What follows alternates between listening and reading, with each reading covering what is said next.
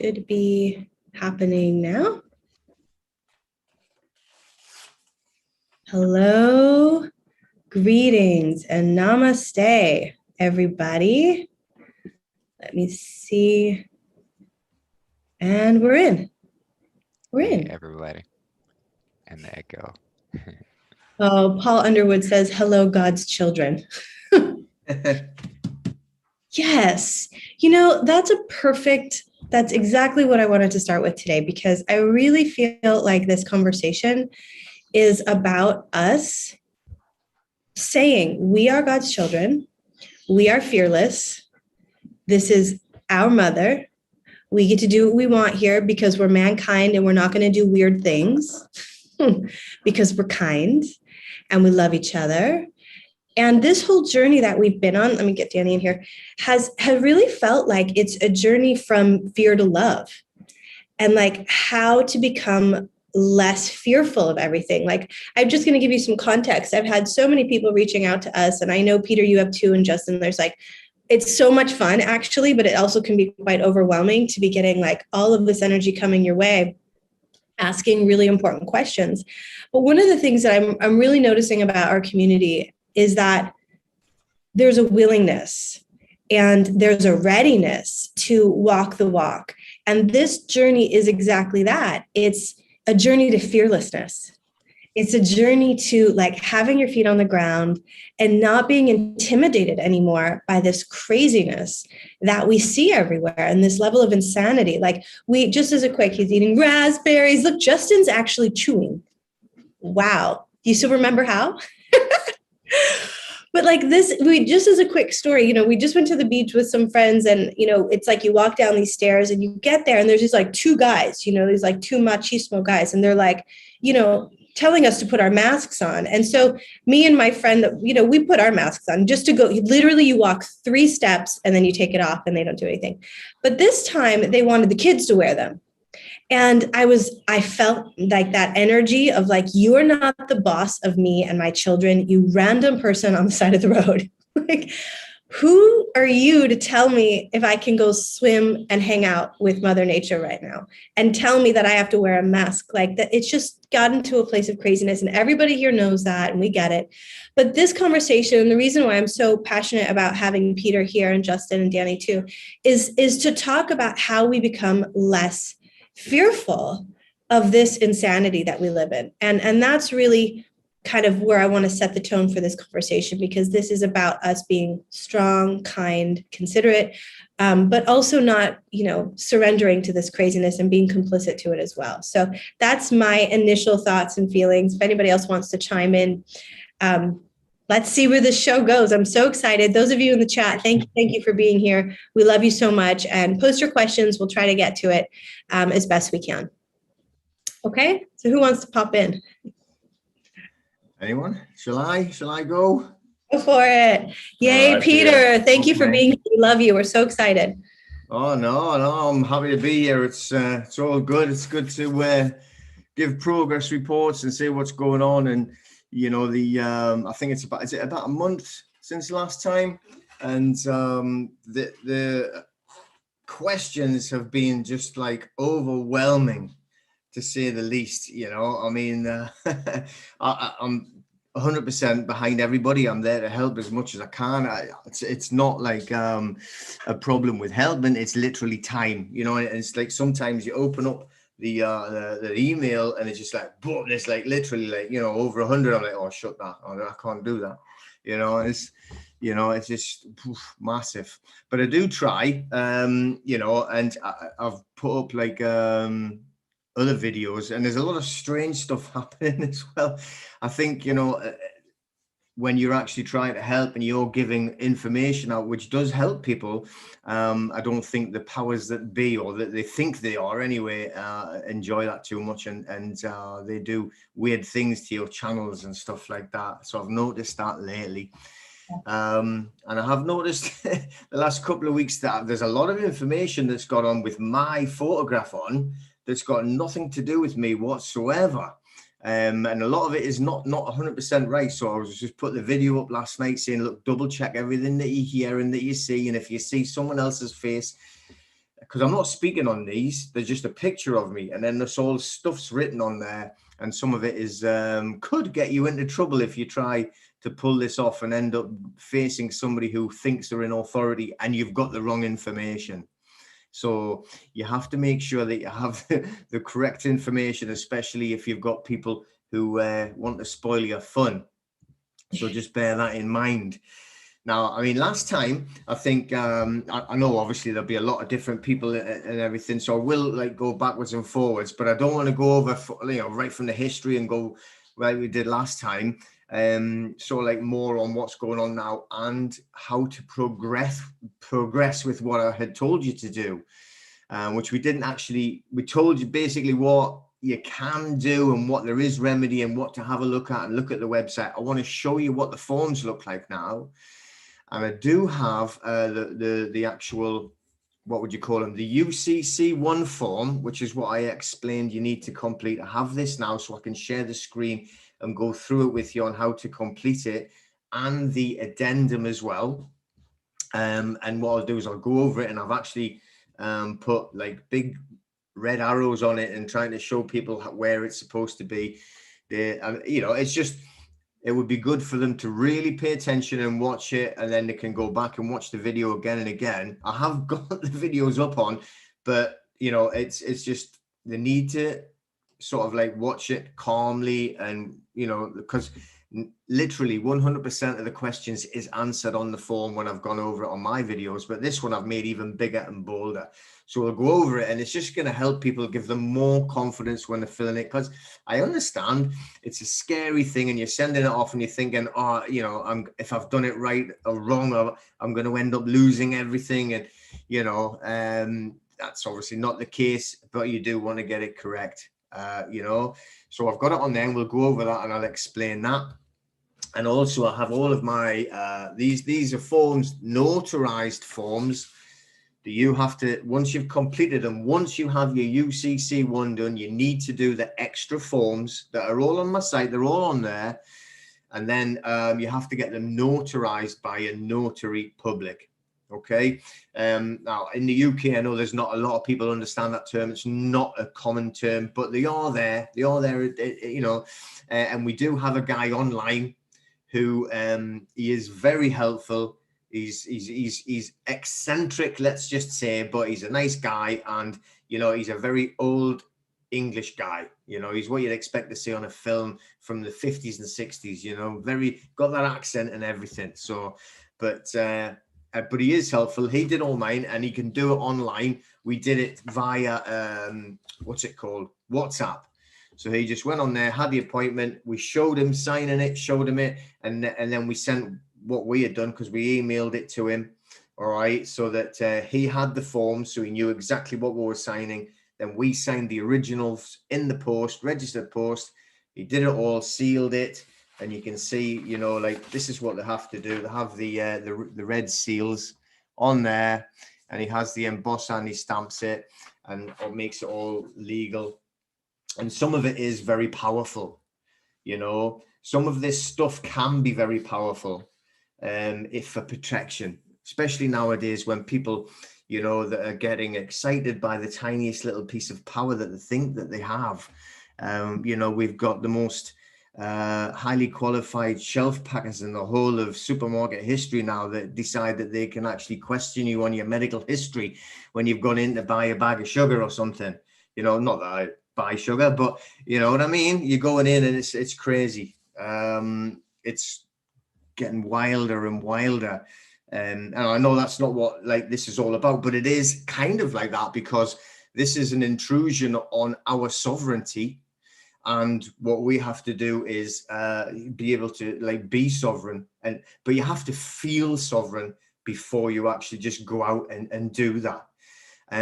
Which is, again, how would I put it? I don't want to sound bad for people or offend them, but there's a lot of fear, and I understand it, because that's what they've been trying to shove down your throat for the last 14, 15 months or whatever, is fear, fear, fear. And when I'm getting a lot of questions coming in, they're all terrified that something bad is going to happen to them. So What you have to do is make sure, especially in these groups, you know, and you can feel sovereign and listen to other sovereign people, because that's what it is about. Because you are born sovereign. You don't need to make yourself anything different. That is what you are created. You are a sovereign being. You are here, you know, as like a person, not a person, a creation of God. So, you know, nobody can take your sovereignty away from you except you by allowing others to like do it. And it's wrong. You can't. Just get it in your mind and in your heart.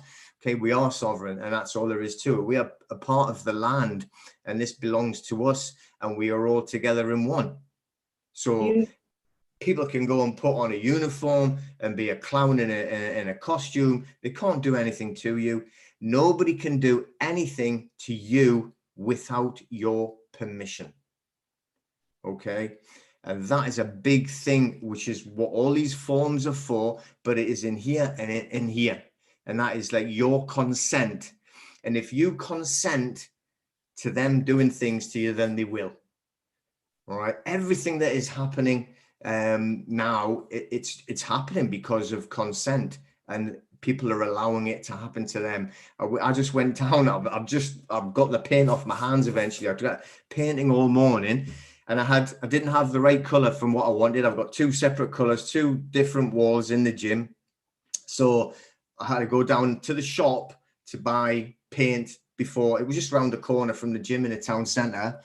And I'm getting out the car, and like all I can see is people with masks everywhere. So I just walked through everybody, you know. I had a couple of little things to drop off, then went into the shop. Everybody has got masks on. I just walked through them all, ignore them all, and you can see some of them run away from you. You know, find the paint, pick the pot of paint up and just go, and there's a queue. I'm respectful of people. I don't go and stand close to them. I know that's why I give people space. And, you know, security guards are everywhere, and you just look at them, and they will look away.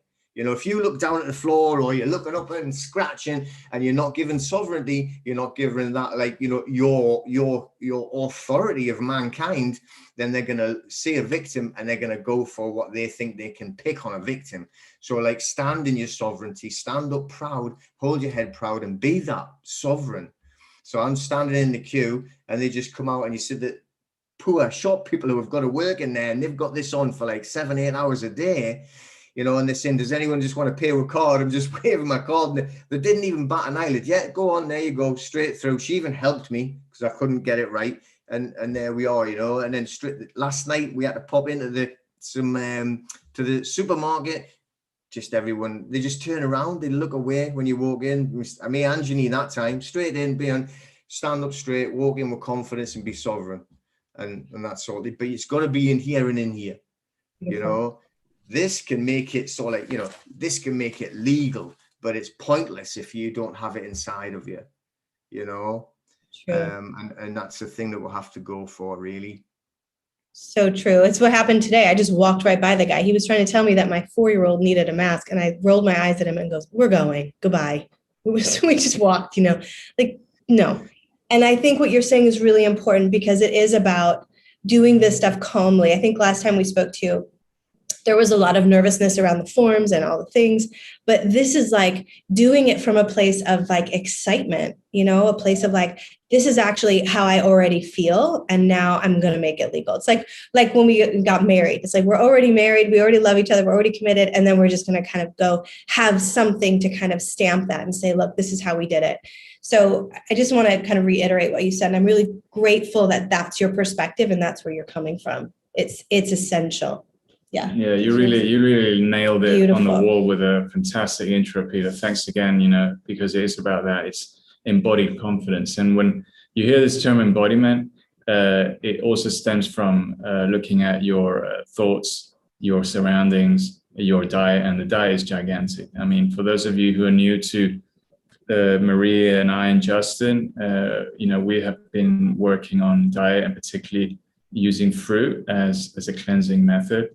And it's really going to give you confidence to shift your diet, because it's other stuffs that have fear in them that, you know, they aggravate our fear. And the same thing with like watching things and news and stuff. That's all fear-based, absolutely, fully.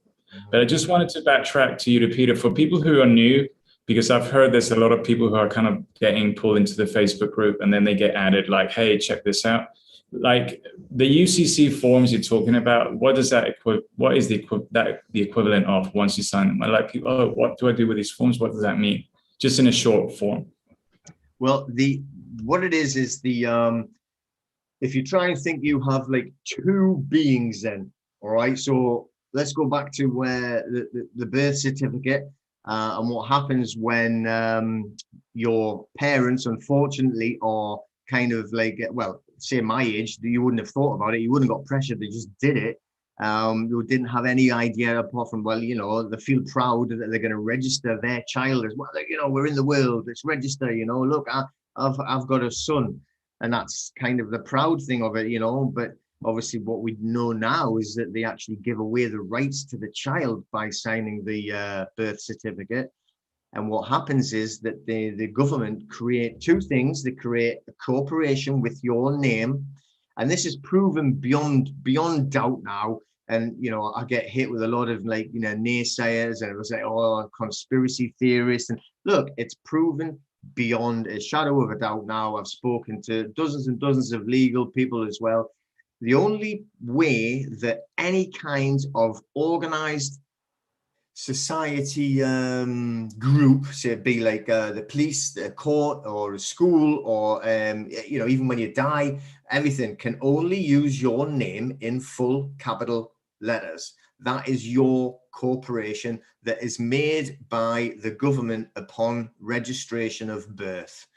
And it's, for want of a better term, let's just call it the straw man, because a lot of people know that term. It is your legal fiction.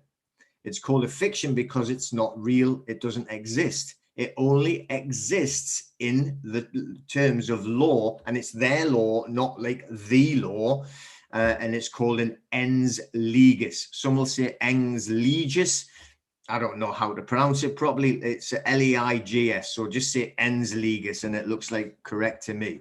So that is what they create for you. And ens legis is Latin. It means a creature in law. Okay, so they create you as a creature. So you're born. Remember, when you come out of your mother's waters, and you go through the birthing canal, and you get birthed and docked. All right, everything that they're talking about is maritime law. All right, there is nothing coincidental about it. You know, that's all named by them, right? So that they're actually dealing with you as a vessel. And the baby, okay, the mother is the vessel, and she is producing a product, and the baby is a product. And that's exactly what it is. And that's why they have to have, like, a ship going into harbor has to give them a manifest, a certificate of manifest.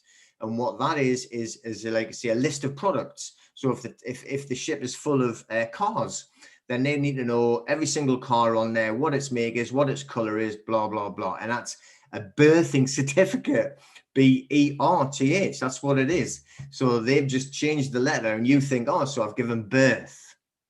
All right. So you've gone through the canal, through the waters, and there you are, you're birthed, and you're meeting a docker, who is going to make sure that they're, you know, we'll not go into the actual birthing part of it because it is so satanic, it's ridiculous. And I don't want to go down that road too much now. But what they do is they try and separate the mother and the baby as fast as possible. In reality, when you look at it from like nature and from God, then that baby should just be like laying with the mother. They shouldn't be cutting any cords. That shouldn't be trying to separate them. They should be together. And but what they do is they try and separate it, and they try and make a space between them, and they try and even put a hat over the baby's head because it actually prevents them psychologically joining. And this is what creates a lot of I can't remember what it's called now, post what do you call it, stress, post-traumatic postnatal depression. Postnatal depression. No, when they don't connect with the baby. Okay, and it's done on purpose. But anyway, so, like, you know, this is what they're actually trying to do, the whole thing from that birth. But what they do is they then create this certificate, and you've got 14 days, I think, it is, to complete this certificate and register the birth. And then they create this certificate, which is separate to your birthing certificate that you get. you get a copy of an entry of birth, and that's what's given to you. And it's got your birth certificate number on, which matches the number that they have, but theirs is in full capitals. So when a lot of people that are like contact me and they say, oh, mine's not in full capitals, that's not your birth certificate. It tells you it's a copy of an entry of birth. And they've wrote your name down, like on mine, it's just small letters, Peter.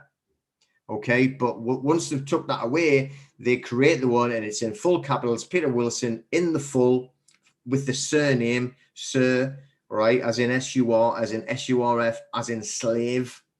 Okay, so that is your slave name that they've created. That's exactly what it means, as in back in the days of a feudal countryside where England was run by lords under the king and everyone else was a serf, an S-U-R-F, or a sir.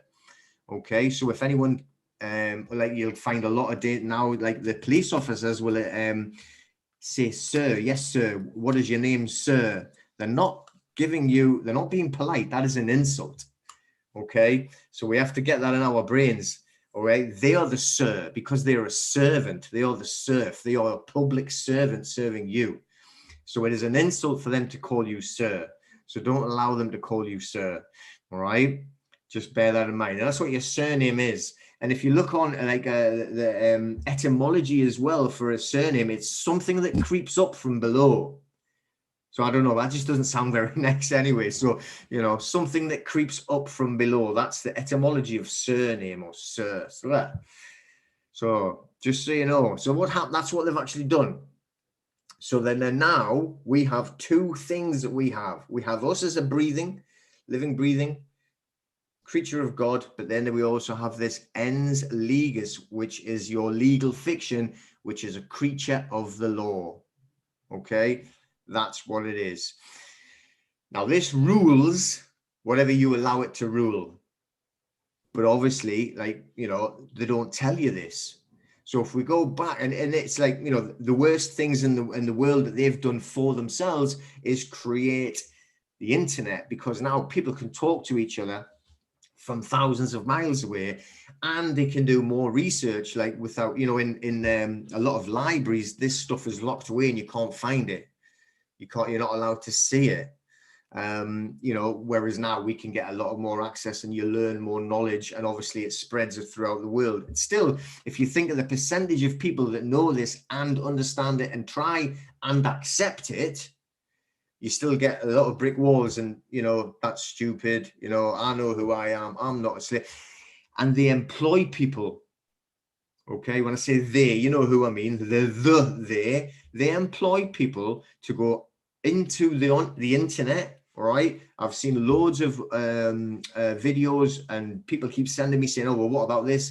And it's people actually stating the exact opposite and saying, this is a load of rubbish, you're going to get into trouble.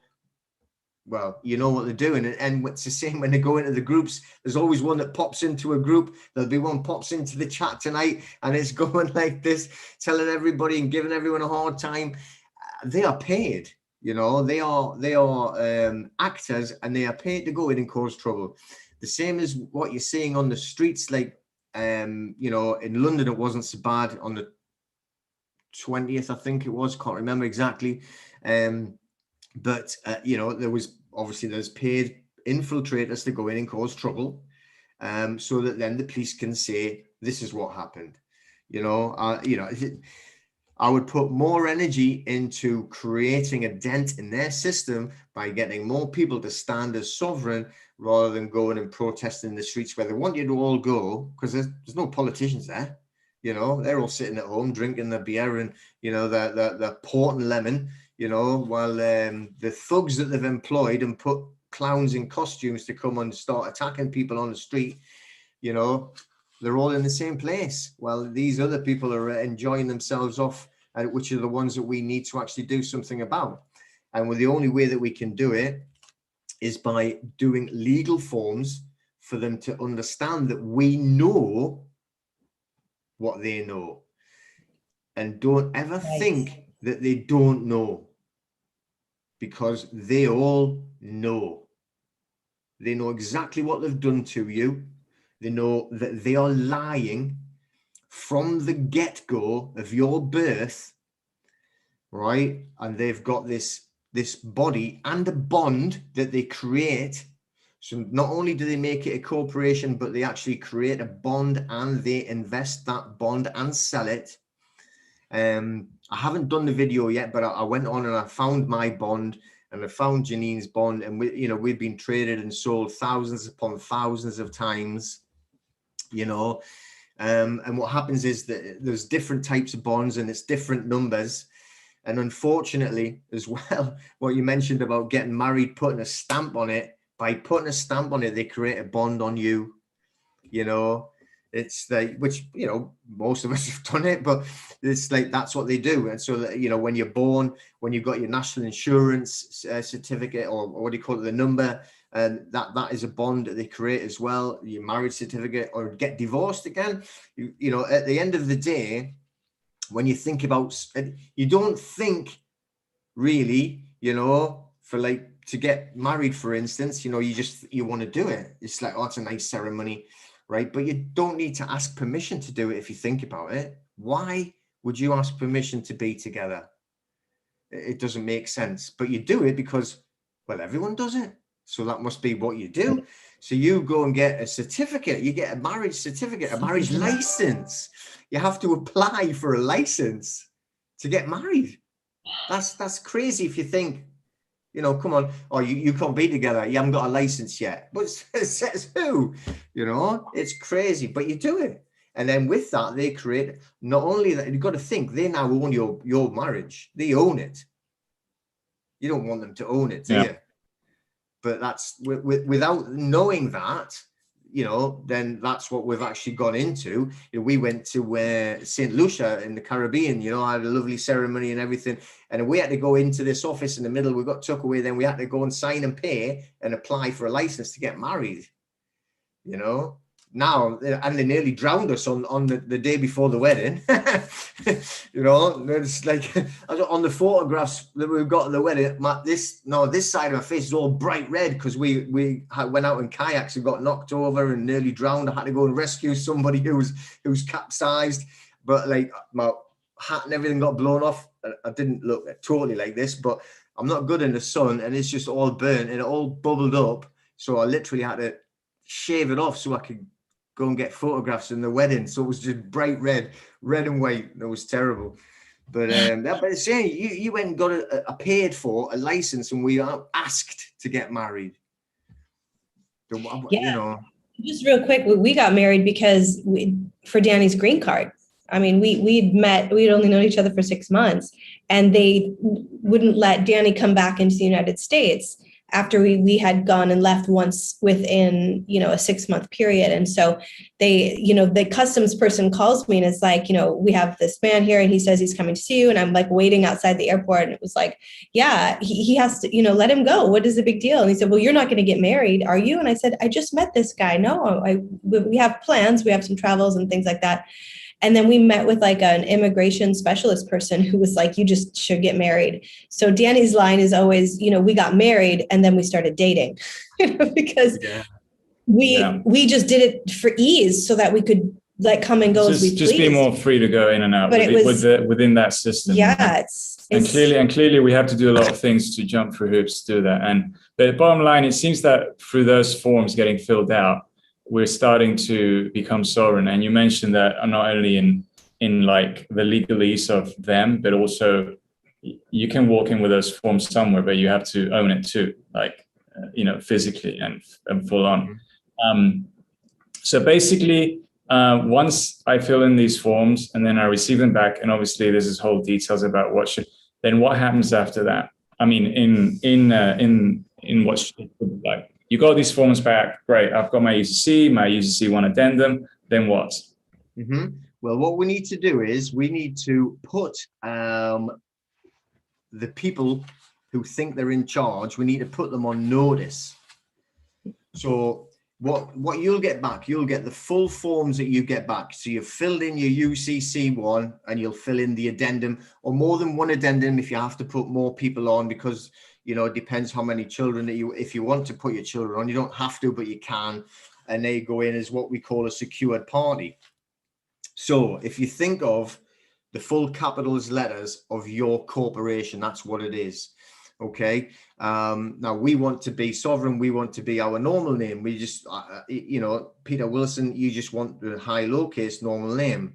So we need to separate them. Okay. So this does separate them. So we need to become what we call a secured party creditor. Okay. So when the forms come back on there. Okay, this is not the form that I filled in. This is confirmation that it's been filed. So you get this back and you'll get this back straight away. It comes up on your computer. So you have to make sure you save it or print it off. Don't lose it, and make sure you keep the file number, the search number, so you can have a look again if you need to see it again. All right. Now this is the signed one. What I've done is I've got this back. Now the first part you get back, it's always signed by a woman who I don't even know if she's alive or not, Teresa Bernstein. And when we get this, if you notice on the bottom, it's embossed and there's a tiny little signature in there, right? This is by the notary to say that this is a proper copy, because that's not a real signature. Do you understand? So you can't get a red seal on. On the back of it, all right, there is a red seal that he puts on, which he can do because there's nobody else signed it by like a photocopy. All right, now on here, it's going to be pretty hard to see. So, but I'll just tell you, we have my name in full capitals. Well, there's me and Janine in full capitals with the letter D, capital D, which means the debtor. Okay. Now underneath it, we have again my name and Janine's name, but in high and lowercase, normal, with the S. It's got a big S. So I'll put that up there. So can you see the S and the D? Can you see that? I can make you bigger. Hold on. Let's see. Yes. Yeah. The S and the D. Yeah. So the D, that stands for debtor. That is your corporation. And the S stands for secured party creditor. So we need to be a secured party creditor. Okay, because if you were a debtor, then that makes you trustee of your set the KV trust. So you're trustee. You don't want to be trustee. Okay, we are the beneficiary and the settlor of the trust, of the fund. All right, so whenever you're getting into trouble, it's because you are the trustee. So you don't want to be the trustee. You do not want to be the debtor. So this is what we call, like, you know, would say is like being sovereign is being the secured party creditor. You are a creditor. All right. That is what we need to be. So if you think of, say, for instance, debts or mortgages or tax, anything that can only be applied to a debtor. It can't be applied to a creditor. So you can't pay tax because you're a creditor. Now, there are things you have to do, and I can explain that, but that is basically how it is. And the thing is, the annoying thing is that they know this as well. The authorities, not the people that are in the office that ring you up and go, what you're doing, the ones above it, they know it all. And everything is an option, and you either consent or you don't consent. And if you've consented, then you're going to be paying tax. If you consented, then you have to pay your water bill. You have to pay your mortgage if you've consented. So what we have to start realizing is not to consent to everything, and also how powerful, all right, and how valuable our name is when we give an autograph to something. Okay. And this is how we need to be now. We are never ever sign anything. You can give your an autograph, which you would do in red ink, not black, ever. But if you're signing your name, then you don't write it out, you don't sign it. This is, for instance, on the other agreements, which I'm going to go over with, what I've done is, you'll see I have, it's all signed. and it says by order of, then in full capitals, Peter Wilson, then underneath by in high and lowercase, Peter Wilson. That is a signature. I don't do anything with like a pen or anything. That is a signature. That is an authorized, contracted signature. UCC or any other contract in any other world, anywhere, that is a signature. Nobody can deny it. And it says underneath there, authorized agent, because me as the creditor, I am the authorized agent of my corporation. All rights reserved.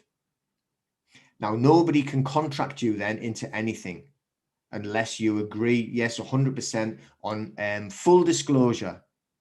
Okay, which is why we can actually get out of all these other contracts, such as the birth certificate, which they've actually put us into a contract because we were, you know, I can't remember being born. Can you? All right. So they're definitely not full disclosure. Nobody told me what was happening. And they certainly didn't tell any parents what you were doing when you actually registered your child, as in that you were giving your rights away. Okay. So that's not full disclosure. The same thing. It's all called compelled benefit. When you're getting a driving license, you know, and you think you're extremely clever because you've got your driving license and you're allowed to drive. But in reality, on any law book that you want, and I've got like the amount of law books, I've never read so much in my life. You know, it's like, this is the UCC book. Okay, this is the laws and everything that we go. And this will tell you about like the signature that I've told. That is a signature. It's in here. And you can't deny it. You can hit you on the head with it. It's huge. Okay, so there. And if you wanted to actually study it a little bit, you can get a littler book. This is called In a Nutshell, Uniform Commercial Code in a Nutshell by Bradford Stone. So there's a little version of it. So, you know, the letters are very small. You know, so get the bigger one. It's easier. I mean, if you want to buy these new, I've just been looking at the law books. That is about $800, and the other one, the one for England, and it's called Halesbury's. I just thought, oh, fancy getting an English one, an English for like for the it's like I think it was like £1,700. Wow. Yeah. Oh, I'll get that later. So, but. You know, these are the books that you want to be reading, or at least you can get PDF versions as well, and check up on what I'm saying on how to make people sign things, and how to sign things without getting contracted, because so the forms that you need to do, right? I've got them all on the site, right? But I'll tell you what they are. The first one that you have to do. Once you've done your UCC and they've returned it, all right, you need to do your copyright notice to copyright your name. Okay. Now, the copyright notice, it's on the website. It tells you everything that you have to write out. You can copy it all out. Now, loads of people, I'm not a genius on doing internet stuff, so I made them all PDFs because you can upload it onto this site easy so that people can see it. But I'm going to try and do a different format where there is editable Word documents. And what I'm going to do is I'm going to put the editable bit, as in what you should change, in red. So when you go in, you know you can see it's red, you know you have to change it, and you know you have to put your details in. So I'm working on that now, and I'm going to put that up there somehow. I don't know how, but I will. I'll get it there somehow or other so that you can see how to change it. But the copyright document, copyrighting your name. You have a trade name, which is your trading name in commerce. They created that. That is your full capitals name. So it's Crown copyright. They own that corporation. They own everything about it, but you can copyright the use of the name of it. Okay. So you have to, a lot of people, and you'll get them coming in from the side saying, oh, it's crazy. You can't own your straw man. We're not owning it, right? It's Crown copyright. It is, it's theirs. They created it. They must own it, but we can copyright the use of the name of it. It's a big difference. All we are doing is controlling the use of it. Okay, we have separated the debtor and the creditor. We are now the creditor, secured party creditor. but you also have to put yourself under these forms as well to make it secure and legal. So the copyright part, and you copyright in your capitalized name, which is the corporation, and your normal name. Okay, and that is what you can use as your signature, as I've just explained how to do it. So the next form that you have to have, the very next one, which you must do, which is written onto the UCC, because people always ask, what does that mean? Where do I get it from? And it is your security agreement.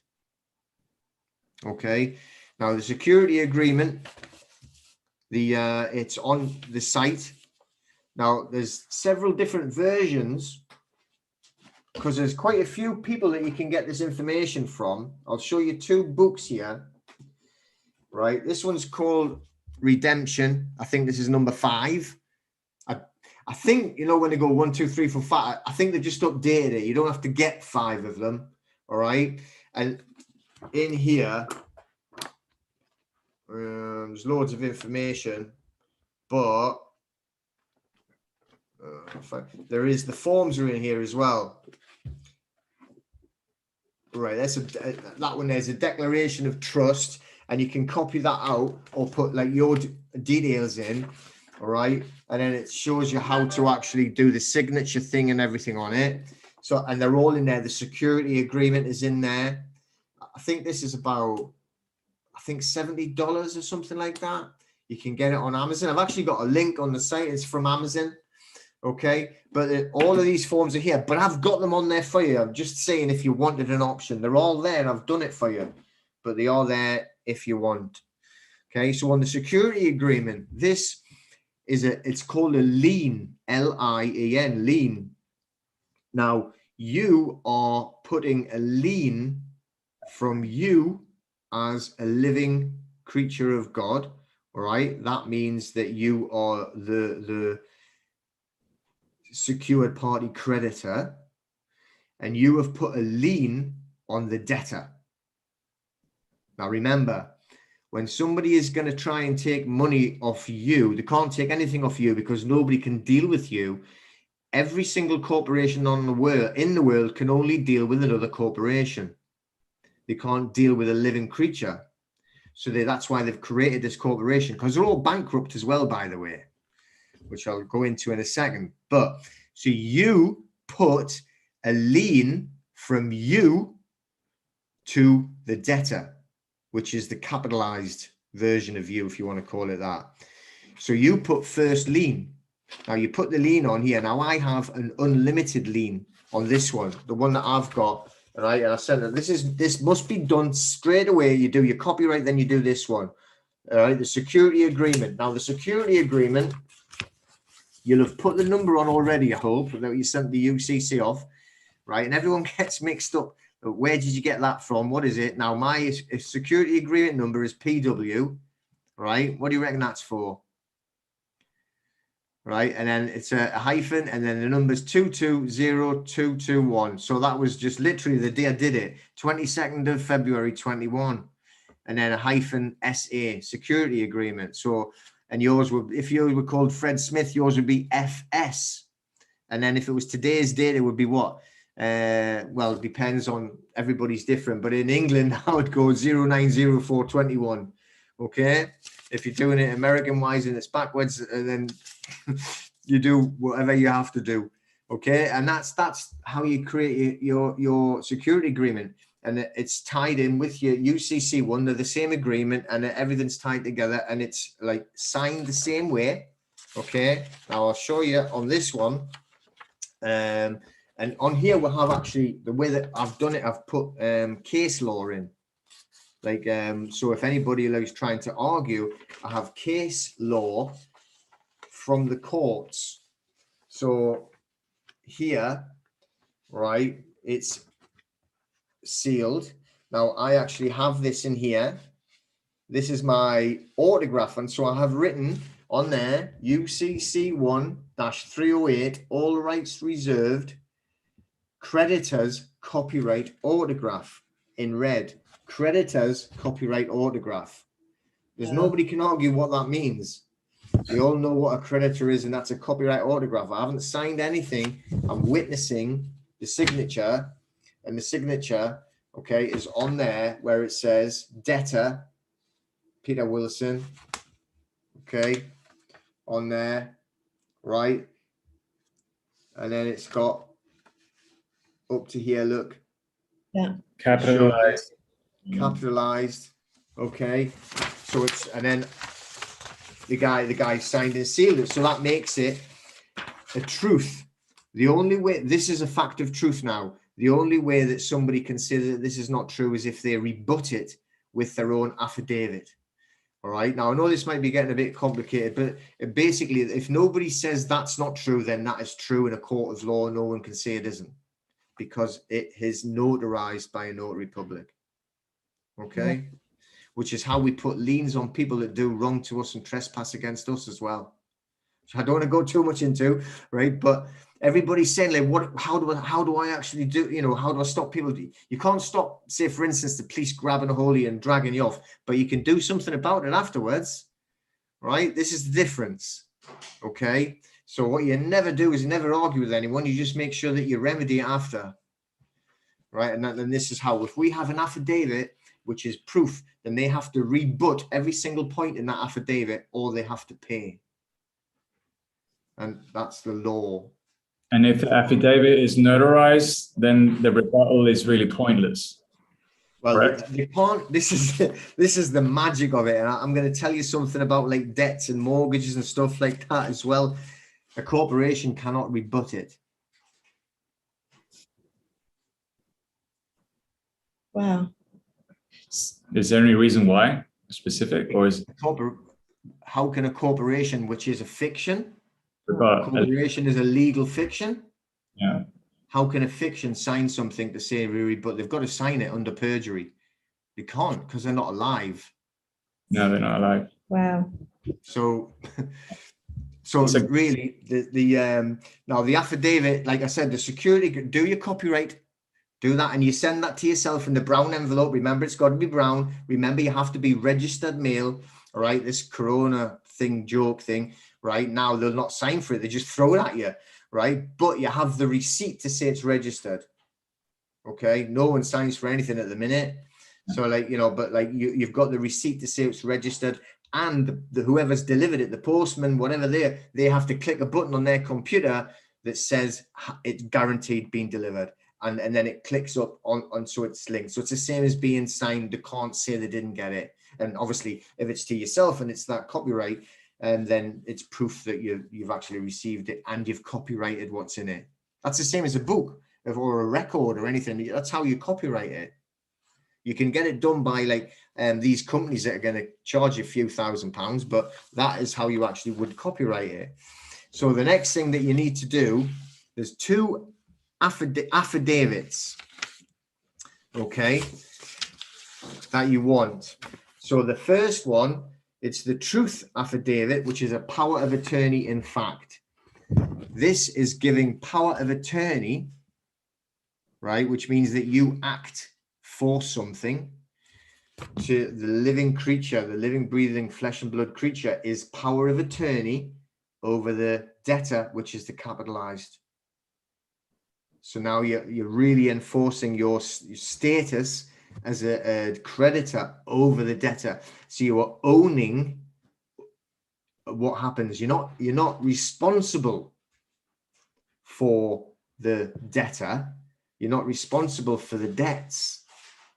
You're only a secured party, and you have to be paid before anyone else is paid because you have first lien.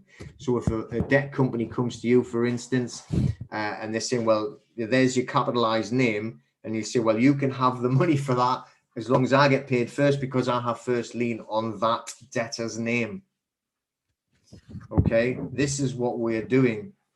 Okay, this is why we have the security agreement, which is what you do as soon as you've done your copyright, and then we do our truth affidavit, which is the power of attorney in fact. And again, you get this notarized as well. People were asking what I get notarized, so like pay attention, everyone, you're on listening. All right, so the next one to do is the truth affidavit, power of attorney in fact. Okay, And the document number, on mine it says PW. You can guess what that's for. And the numbers are exactly the same as the security agreement 220221, which is the 22nd of February 21, and then PAIF. So that is the document number, which means power of attorney in fact, which is notarized again. Okay. And what it says in here is basically that I give authority to the debtor to do commerce. Because you're not allowed to do commerce because you were alive. The only thing allowed to do commerce is a legal fiction. So remember, when the police come and say to you, what is your name? They're only there on business. They are nothing but a policy enforcer, and they are simply enforcing company policy, which is to create finance for the company. All right, that's why they want to fine you for not wearing a mask or standing too close to each other. It's just business. You know, it's not personal, not to them. It's not anyway. They just want to take your money because they are on a target and they will lose their job as a policy enforcer.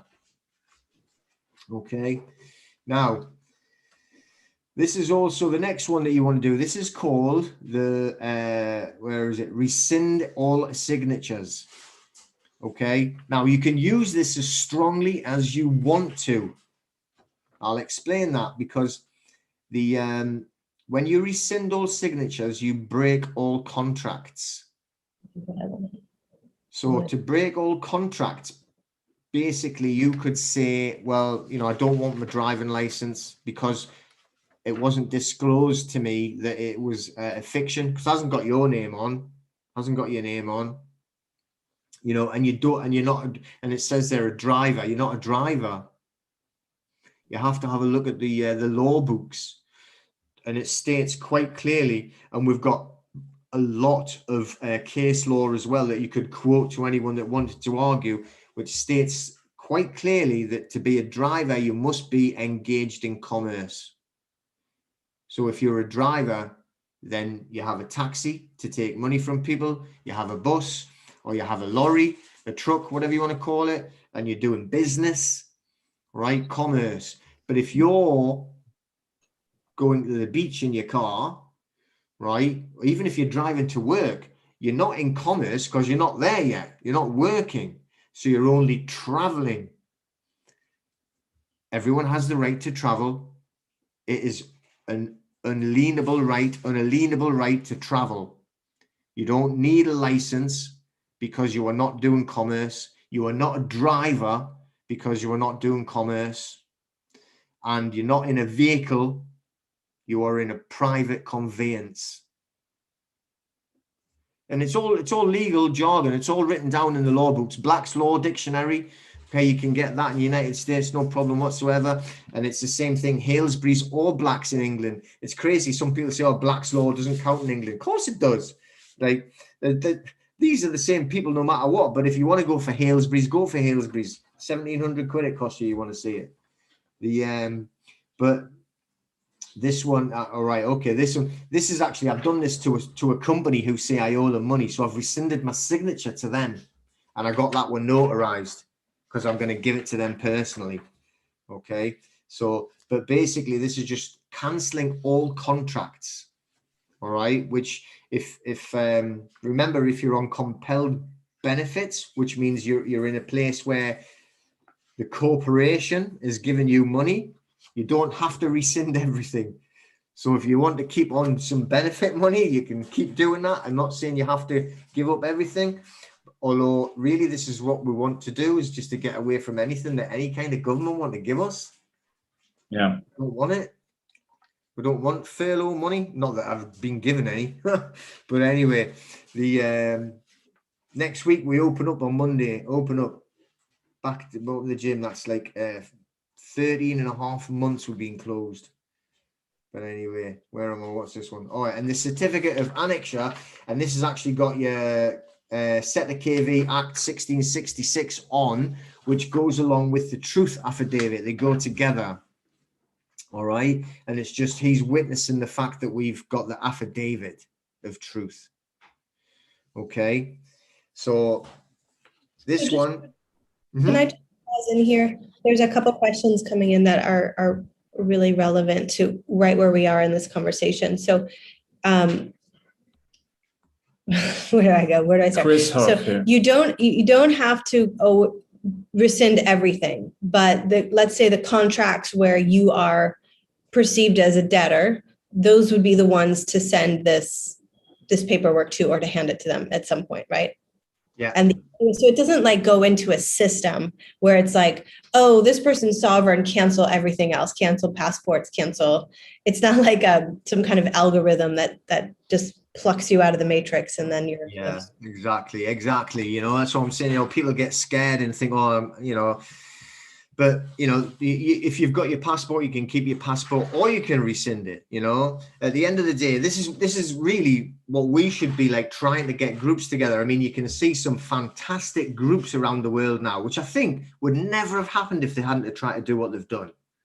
You know, if you look at like say Dolores Cahill from Ireland, I mean, she was actually the top epidemiologist in the whole of Europe. She was running the EU's medical division on epidemiology and infectious disease. Now they're trying to tell the whole world that she's the worst person walking because she said they're lying. Right. So, but they've set up a huge medical wing with thousands upon thousands of medical professionals, doctors, nurses. And instead of going to, say, for instance, in England, the Royal College of Nursing, and you have to do whatever they do and you get struck off if you argue with them, they've set up their own board. Yeah. So now you don't have to be with the government side of things. I'm registered with this nursing group instead. So we want to be looking at setting up other groups as well, because we need to get bigger and bigger and bigger. So we can say, look, we don't need a passport. We're not going from one country to another. We are on Earth. We are here. This is our planet. We own this planet. You don't own the planet. Right? I mean, you remember when, well, we can't remember. We're too young to remember. But in the war, that's when they set up passports as a temporary measure for security. Wow. You know, the Second World War, a temporary measure for security. So we know who's who, and they're not spying and they're not doing anything naughty. And here we are, and you can't do anything without a passport. And now they want to give us a different passport to go with the passports. You can have two passports. Come on. But that's what I'm saying. So we want to get and keep getting bigger and stronger to get bigger groups, and then we can say, hang on, we say you don't need a passport to go from country to country. You know, you can still have security checks to make sure they're not letting murderers in. That's fine.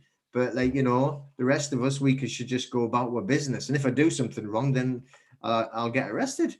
You know, if I'm going to hurt someone, then they're fair enough. But that you know, people that are going to hurt someone, they're going to do it for a passport or not. You know, yeah. You can't take guns away from people and think that the people who are naughty are not going to have them. They're going to have even more of them. It's, you know, that's the way it is. This one, anyway, is that did you have another question or? Peter, Chris Hoff is saying, how do we conduct ourselves once we become the creditor? What happens when we do this? How do we protect ourselves from those who will target? Well, just to chime in on that one real quickly. I mean, this goes back to what Peter was talking about. You have to truly own it, and this is not going to be some magical shield that's going to keep police from harassing you, or there are still bullies out there, and they could still very much. So it's all about you have to take the approach of, I am not going to confront anyone with this. I'm not going to argue or get into a physical confrontation, but you do have to own your space and own your sovereignty within it. And you know, this goes back to that ultimate faith of knowing that you are a child of God, and knowing that you own the space, and nothing that anyone can do to you in that particular moment can take away from your divinity, can take away from the fact that you are a child of God. And that can present itself in different ways to different people. And it can be scary at times, but you have to stay firm in that. And no matter what, you have to just keep going back to, well, what's the worst they can do? What's the worst they can really do? And And this gets, this gets into the tricky conversation around our fears in general. And most people do have a fear of death, or a fear of, getting thrown in jail and things of that nature. But we have to let go of all of those fears, because truly they can't do anything. Truly, death is not the end, and they can't do anything. So you have to truly own that, and own that in the very core of your being. And that's what helps magnify this. So just wanted to throw that bit in there on that question. No, that's perfect. That's beautiful. I mean, that's exactly, I couldn't put it any better, really. I mean, obviously, I don't know really what he means by if someone attacks you, but if you're not, like Justin said, you're not going to run around and shouting at, like, look at me, I'm a creditor, look at me, you just don't say anything. You just are what you are. You are sovereign anyway, so you just feel it and be it. But you don't. We've got somebody who trains with us, and like at every single conversation that she bursts in is, oh, by the way, I'm a vegan. I mean, and it's the same thing, you're not going to turn around in like every conversation and go, by the way, do you know what? I'm a creditor. Are you? I bet you are not. I bet you I'm better than you are. So you just go about what you are. Now, if you're not putting yourself into a position of, like, when we teach like self-defense courses, and the biggest part is the psychology and the common sense bit, so like what you don't do is you don't put yourself into situations that you shouldn't be in the first place. All right, you must have seen the movies where the young college students, to go off, where do they want to go? They want camping in the darkest woods in the world where there's nobody else, and then they say, well, I need to go for a walk down the darkest alley where all the biggest trees are, and you go, don't do that, and there's always somebody there with a big axe. And that's the same thing. You don't go to the darkest woods, right? You don't put yourself in that position in the first place. If you want to go and confront policemen about it and try to tell them, say, I know my rights, well, you're going to end up like getting in trouble. But if you go about your general business, go about being who you are, being the person that we all are, all beautiful people, and helping other people and passing on and being God's creatures, then all we're doing is going through life and being gentle creatures as we are. We're not confronting people with what it is. And if something comes across our path that we'll have to deal with, then we'll just deal with it in a normal, very rational, peaceful way. And if they want to sort of like be in the wrong, then let them be in the wrong. All you have to do, and always, once you've done it, the term we always tell everyone, and it works, you just say, look, I'm under UCC 1-308, all rights reserved, no consent, no contract, no joinder, you have no jurisdiction. Thank you. I don't want to do business. I'm away. And that's a fact, because, and if they are confronting it over something, I mean, somebody said, can I do this and then speed? No, because generally the speeding rules is like, you're probably near a school and it's common sense. It's like, I don't mind people getting stopped for speeding. Stop speeding. It's probably because it's dangerous. That's not what it's about. But, like, if you're just doing things normal, right, and then they're going to try and take you away and put you in a cell, for instance, because, I mean, I've seen it, the people walking, you haven't got a mask on, and now you've been rude. What can they do? So if they put you in a cell, they can only keep you under habeas corpus. Tell them that, look, under habeas corpus, you can't keep me here. They have to let you go by law. All you have to do is be lawful. Don't worry about anything except being lawful. You be polite, you be lawful, and just say the correct words. They're going to have to let you go anyway. You don't tell them your name.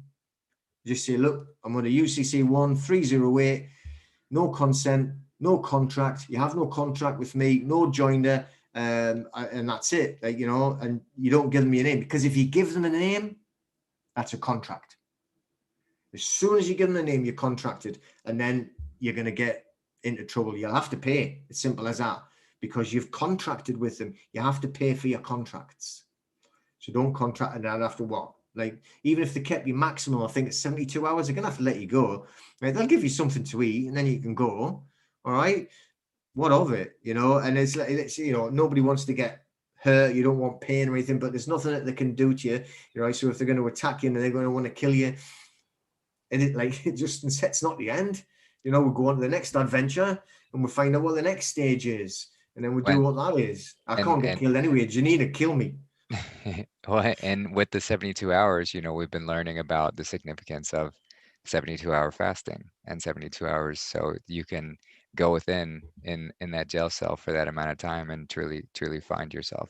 So maybe that's exactly what you needed. But yeah, it's just funny how it all works that way. Yeah, meditation. Be perfect. But yeah, I mean, you know, obviously you be what you be, and we've said it before, you have to be sovereign in your heart and in your mind and in your being, and then help everybody else, and by helping other people you're being sovereign. But you don't have to ram it down people's throats, and you just take one day at a time. And you know, if people come after you to be silly, I can't really see why they would, but just if something came up, you know, like these crazy people with masks and stuff like that, again, just the same thing. I either tell them I'm exempt, which I actually am, but I don't like telling them that. So I just say, like, you know, under UCC 1308, no consent, and just, and most of them look and go, what do you say? I don't understand, you know, leave them alone. But this one here, this is, again, the next form, we're talking about like a hold harmless agreement. Are you going to see that? Well, let me spotlight it. There we go. Hold harmless. What it means by hold harmless is the debtor name, the corporation, will hold us harmless, so we can't be harmed by any contracts. All right, so it's very important. And again, this is a notarized one. I'm only telling you the notarized ones. So we have this notarized with the seal. Okay. And again, it has an agreement number. And instead of having PW1, this is HID for hold harmless agreement. The number is 220221 because of the date. All right. And it's like HIA on the end, hold harmless agreement. All of this is on the site, and I've got it all written. Again, you know, you can go and find these books. I showed you the redemption one. They're in there, and you can copy them out of there, and you can have their words. Not a problem. And I also have this one. This is called Commercial Warfare. Again, it's on Amazon, and there's a link. And I think this might be about £80, $80, something like that. And they're in here. So they're not copyrighted forms. Look, you have to write that one out there. It shows you the forms, how to write them out. This one is if you're going to court, what to write in for going to court. The security agreement is in here. There's an affidavit one. It's the same. All right. You know, you can't copyright what these people have got it from other places, and they've put it into books, so you can put them in there. And there's another PDF that I actually have. If somebody wants it, they can ask me and I'll send them it to them. It's called I can't remember, something UCC, mastering the UCC, and it has all these forms in. So, you know, I've got them for you, but if you want to change them, you can. If you want to have a look at another one, have a look and compare them and change them. You know, none of them are copyright. You can't copyright something that already exists, you know, so don't worry about that. But then the hold harmless one, what I was saying, that is them you're telling them in the agreement, this whole harmless agreement between you and your debtor, your corporation, that you will not be held accountable for anything. You can only hold the corporation accountable, not me as a living creature of God. Okay, so that's very important, that one. And it's notarized. And these, what you do is you pay for the notary. I think it was £50 for the first one, and then £15 for everyone after. And I've done mine and Janine, so it was quite a lot of money. But what you do is you don't send these off to everyone. You scan these, and you know, because I've got a list of who to send them to in my country. But I mean, it's common sense. When I've got the UK Prime Minister, I'm pretty sure you know who you would send it off to, either the President or, you know, Prime Minister of your country. And the same thing, the Treasury, right? The Treasury Department, the head of that, and the head of the police, whatever's in your country. And it's just the list of it. You can read it and then find out their address on Google, or sometimes they've actually gone to the government website. It's all there. And then you send that, but the scanned copies, don't send all these off, because then you'll have to get them paid for again. So, you know, it's all expensive to get these little red seals on. So, you know, I have the stamp, and on the stamp it says, I certify that this is an original copy or something. I can't remember. I should have brought it down, but it's a little stamp. It just goes bing like that, and it stamps it in red, so it looks nice and cute, like for our blood. So it's not black, telling everyone we're dead. I told you about that last time, didn't I? They're all agreeing that if you write it in black, you're agreeing that you're dead. So the so basically the scans, and once you or with any copy with your seal that certifies that it is a certified copy, then you don't have to do the notarization again. You just do it one time. Exactly. So the scan is a valid form of presentation. I mean, it's kind of like, again, when you embody it, so look, it's scanned, it's there it is. I have the original, done deal. Mm-hmm. Yeah, exactly. So obviously, if there was ever any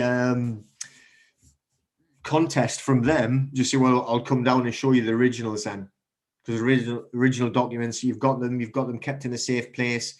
And if there was any point of contest or argument, you've got the originals, and they've got the stamped like proof, like that this is exactly what I say it is. Okay, and that is the things there. That is all the forms that need to get notarized. Okay, so you put them together. This is how you become the secured party creditor. It's not just the UCC one. That's just the notice to tell the government, if you want, that you're separating it, but then you have to do the paperwork to support it. And the security agreement is putting the lien on the debtor's name from you, the creditor, so that you have to be paid before anyone else. Okay, so if there is a mortgage default, you've taken out a mortgage, which I'm going to explain why it's not a mortgage and what you don't owe a penny, and you never want to pay it, right? But the lien you put on, right, means that you have to be paid before anyone else gets paid back. That's why you do all that paperwork, and it's notarized. And if they want to argue with the fact, they have to rebut every single point in the affidavit. All right, it's all very which they can't do because they're a corporation. They can't do it because they're a corporation. They have to only do it as a human. Now, not a human even. It's like as a living creature of God. Now they try sometimes. Someone just did it to someone who I was helping, and they actually got. I don't know who it was. They must have got somebody out of an office somewhere to actually do an affidavit. But they can't do an affidavit because they are a corporation. So, I mean, you know, they try and scare everybody. They were saying you owe money. Okay. But you can't owe money because money doesn't exist. So how can you owe it? Money's never existed since 1938.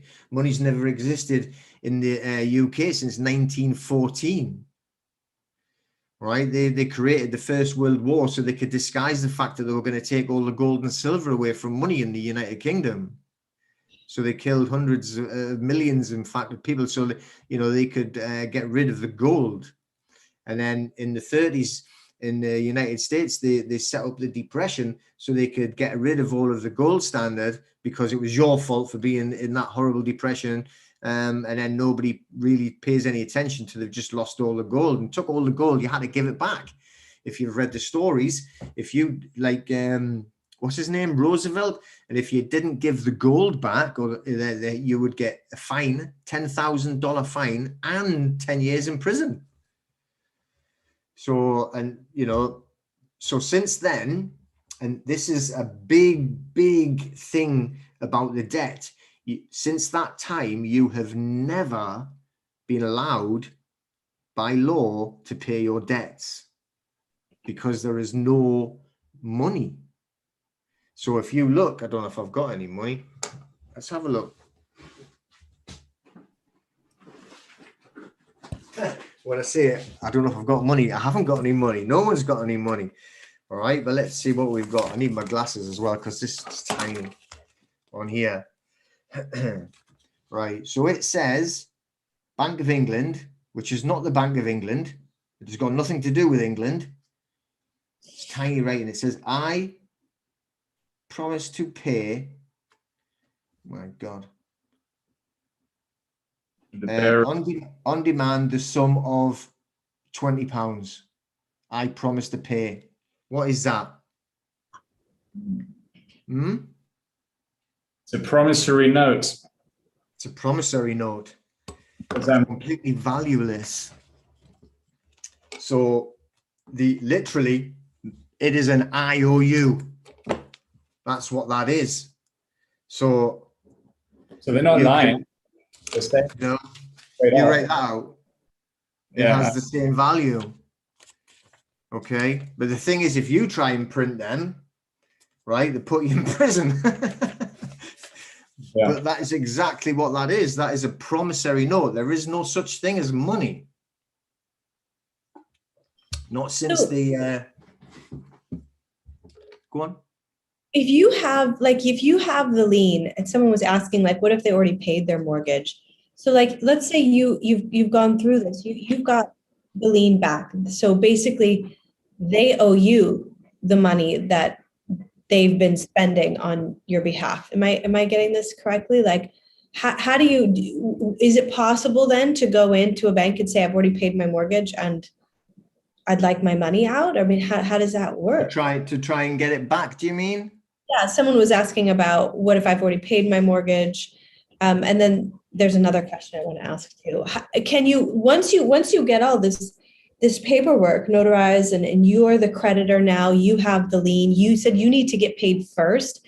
How does that play out? Is that something that we can go to the bank and be like, okay, we need to buy these things and you can just send the money or give me the money back from my trust? How does that work?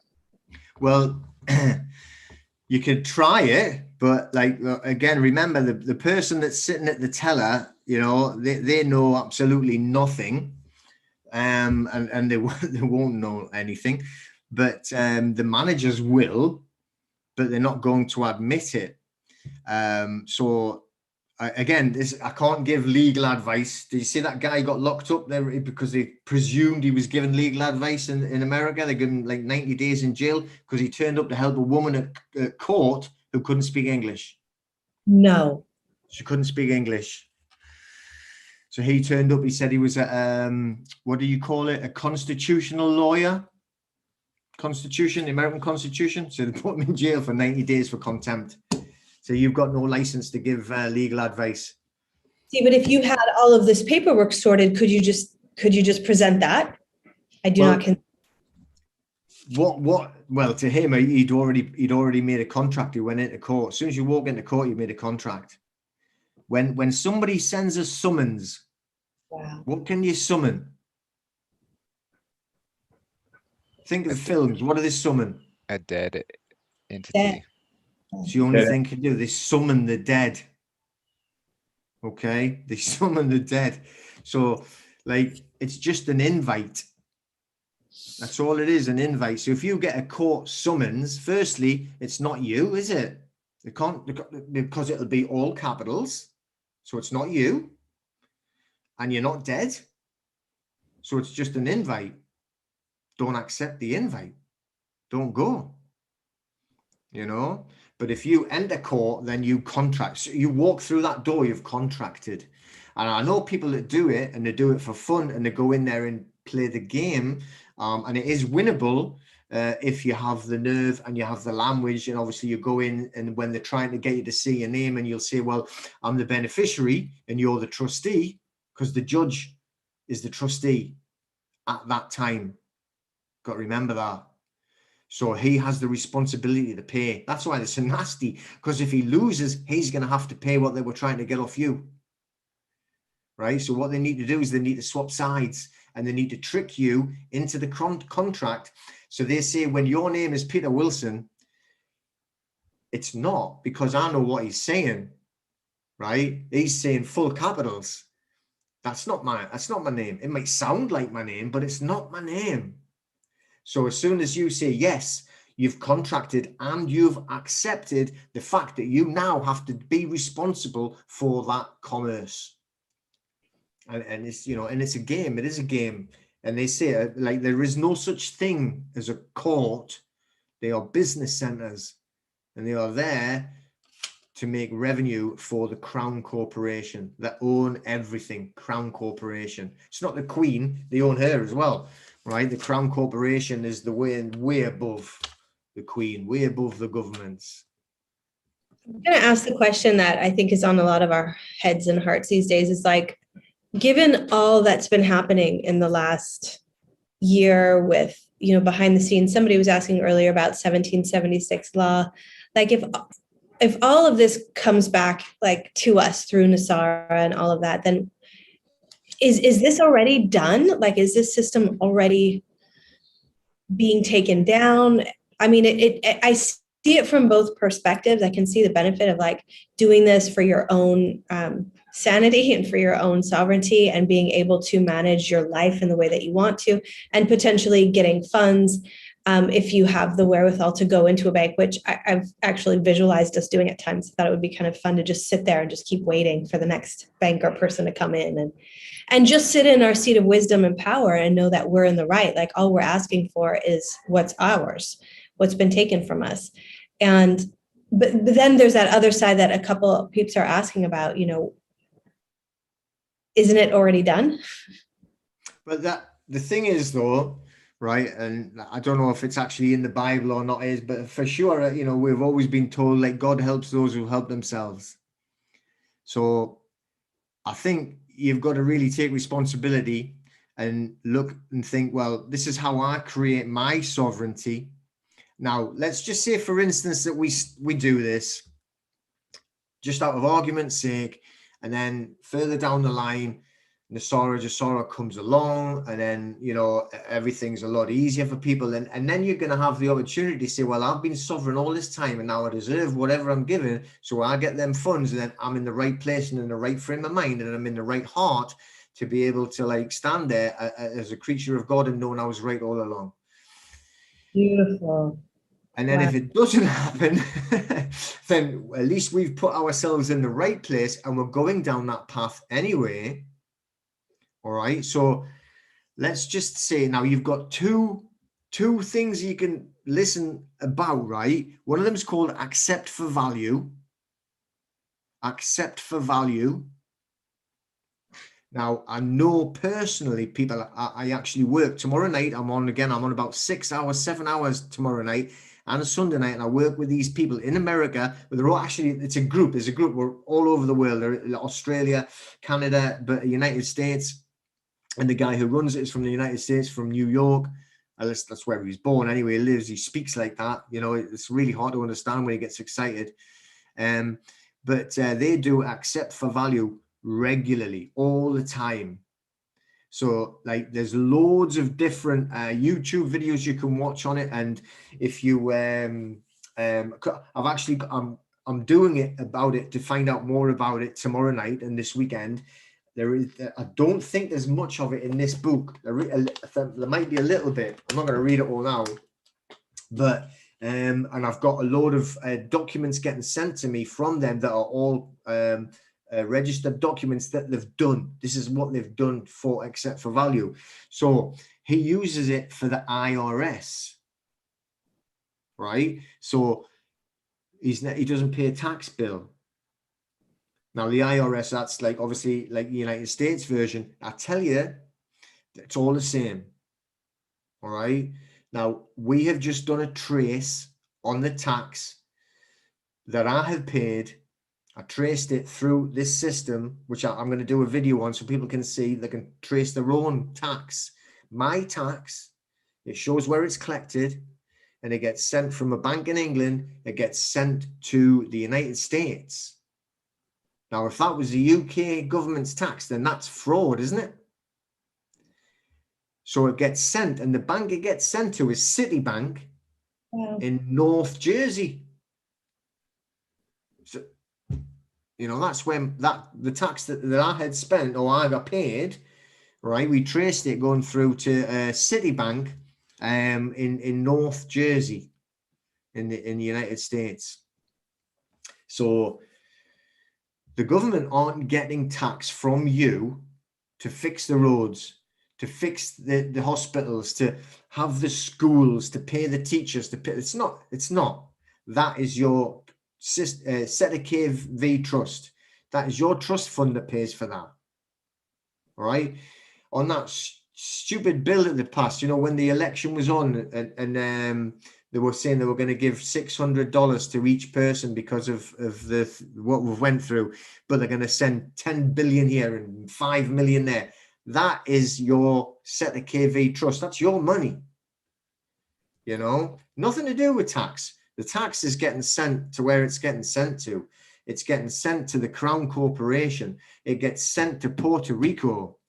That's where it all gets collected. It gets collected in the UK, and we know now it gets sent over to different banks in the United States, and from there it gets sent down to Puerto Rico. That's where all of it goes, everywhere in the world, and they process it in Puerto Rico and then send it to the Philippines. And the Philippines is the distribution center for the Crown Corporation. They send it to the people that deserve it in their eyes. Usually themselves, I would think. Yeah. Right. But it doesn't pay for hospitals or schools or roads or police or anything. So don't feel bad if you don't pay tax. Right. You shouldn't be paying tax. Tax is consenting. Have you consented to pay? They haven't asked you. They presumed you said yes because you haven't said no. That damn adage that everybody's walking around, the only thing you can count on is death and taxes. What a joke.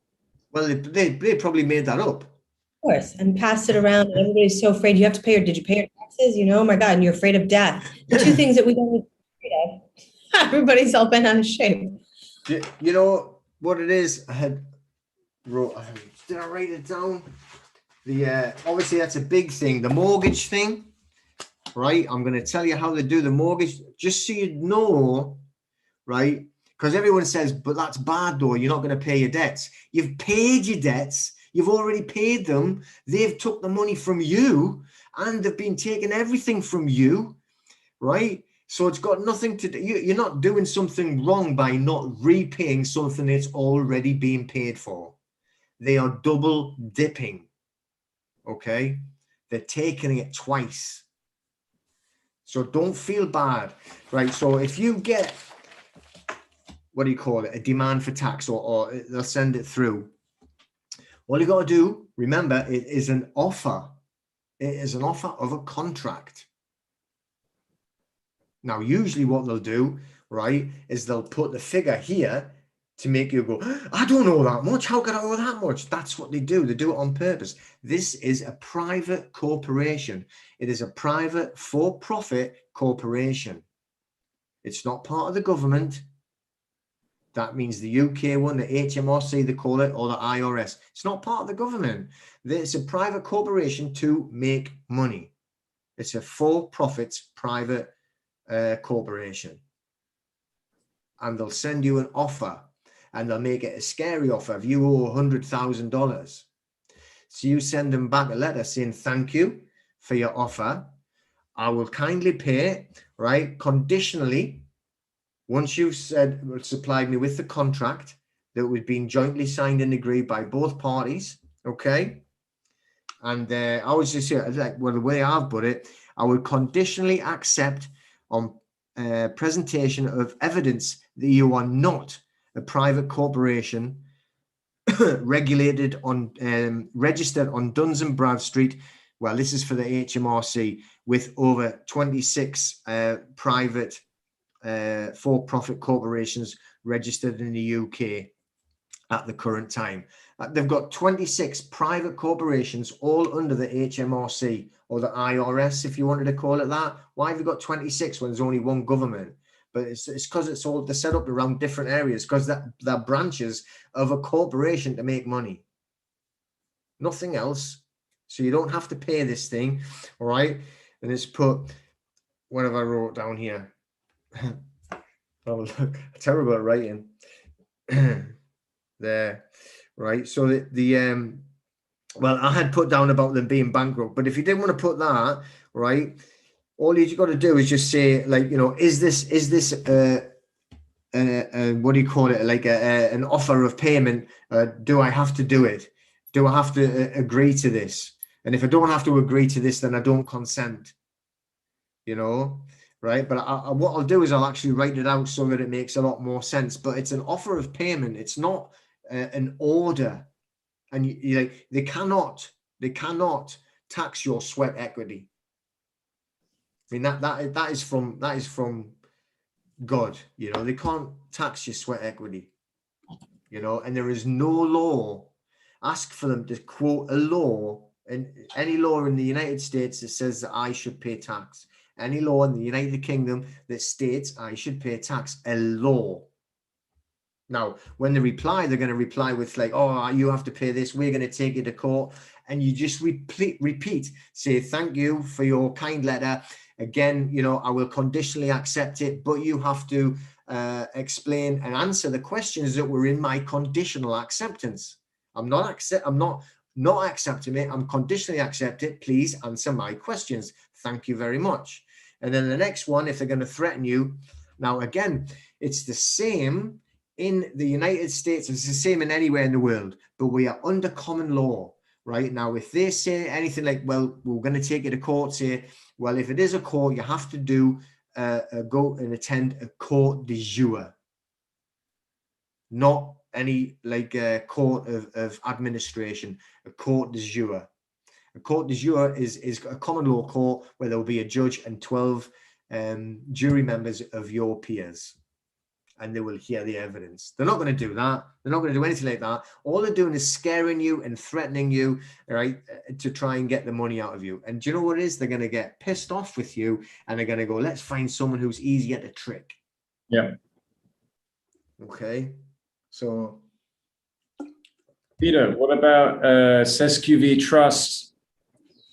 And because I would imagine that in theory, once we get access to receive the files back from the UCC, and then regaining steps to becoming sovereign in their legal eyes, and then tracing back that SESQV trust. Is that something that we do through our birth certificate copy or the copy of the birth certificate? Well, you can. There's a site that you can go and find the bond, which you use your birth certificate. There's two sites. I'm trying to think what they're called. One is fidelity.com, and you can use your birth certificate number and your national insurance certificate number. Again, I was going to do a video on it, but when I was trying to work it out, I was saying, well, that means I've got to put all my numbers in to show everyone. So I'm going to have to figure out a way of, I don't know how to do it, you see, how to blur them out, but you can still see the bond. But we did it, you know, and we've seen the facts and figures and the amount of people, the amount of Chinese people that bought Janine, you know. Basically, you can see the value of your trust in there. You can see the value of that bond then, because what it matures and then they take it out. And then it's a new one again, it gets sold again, you see. And then it matures and they take it out, and that's why the SETA KV trust grows. So there's always a lot more money going in it.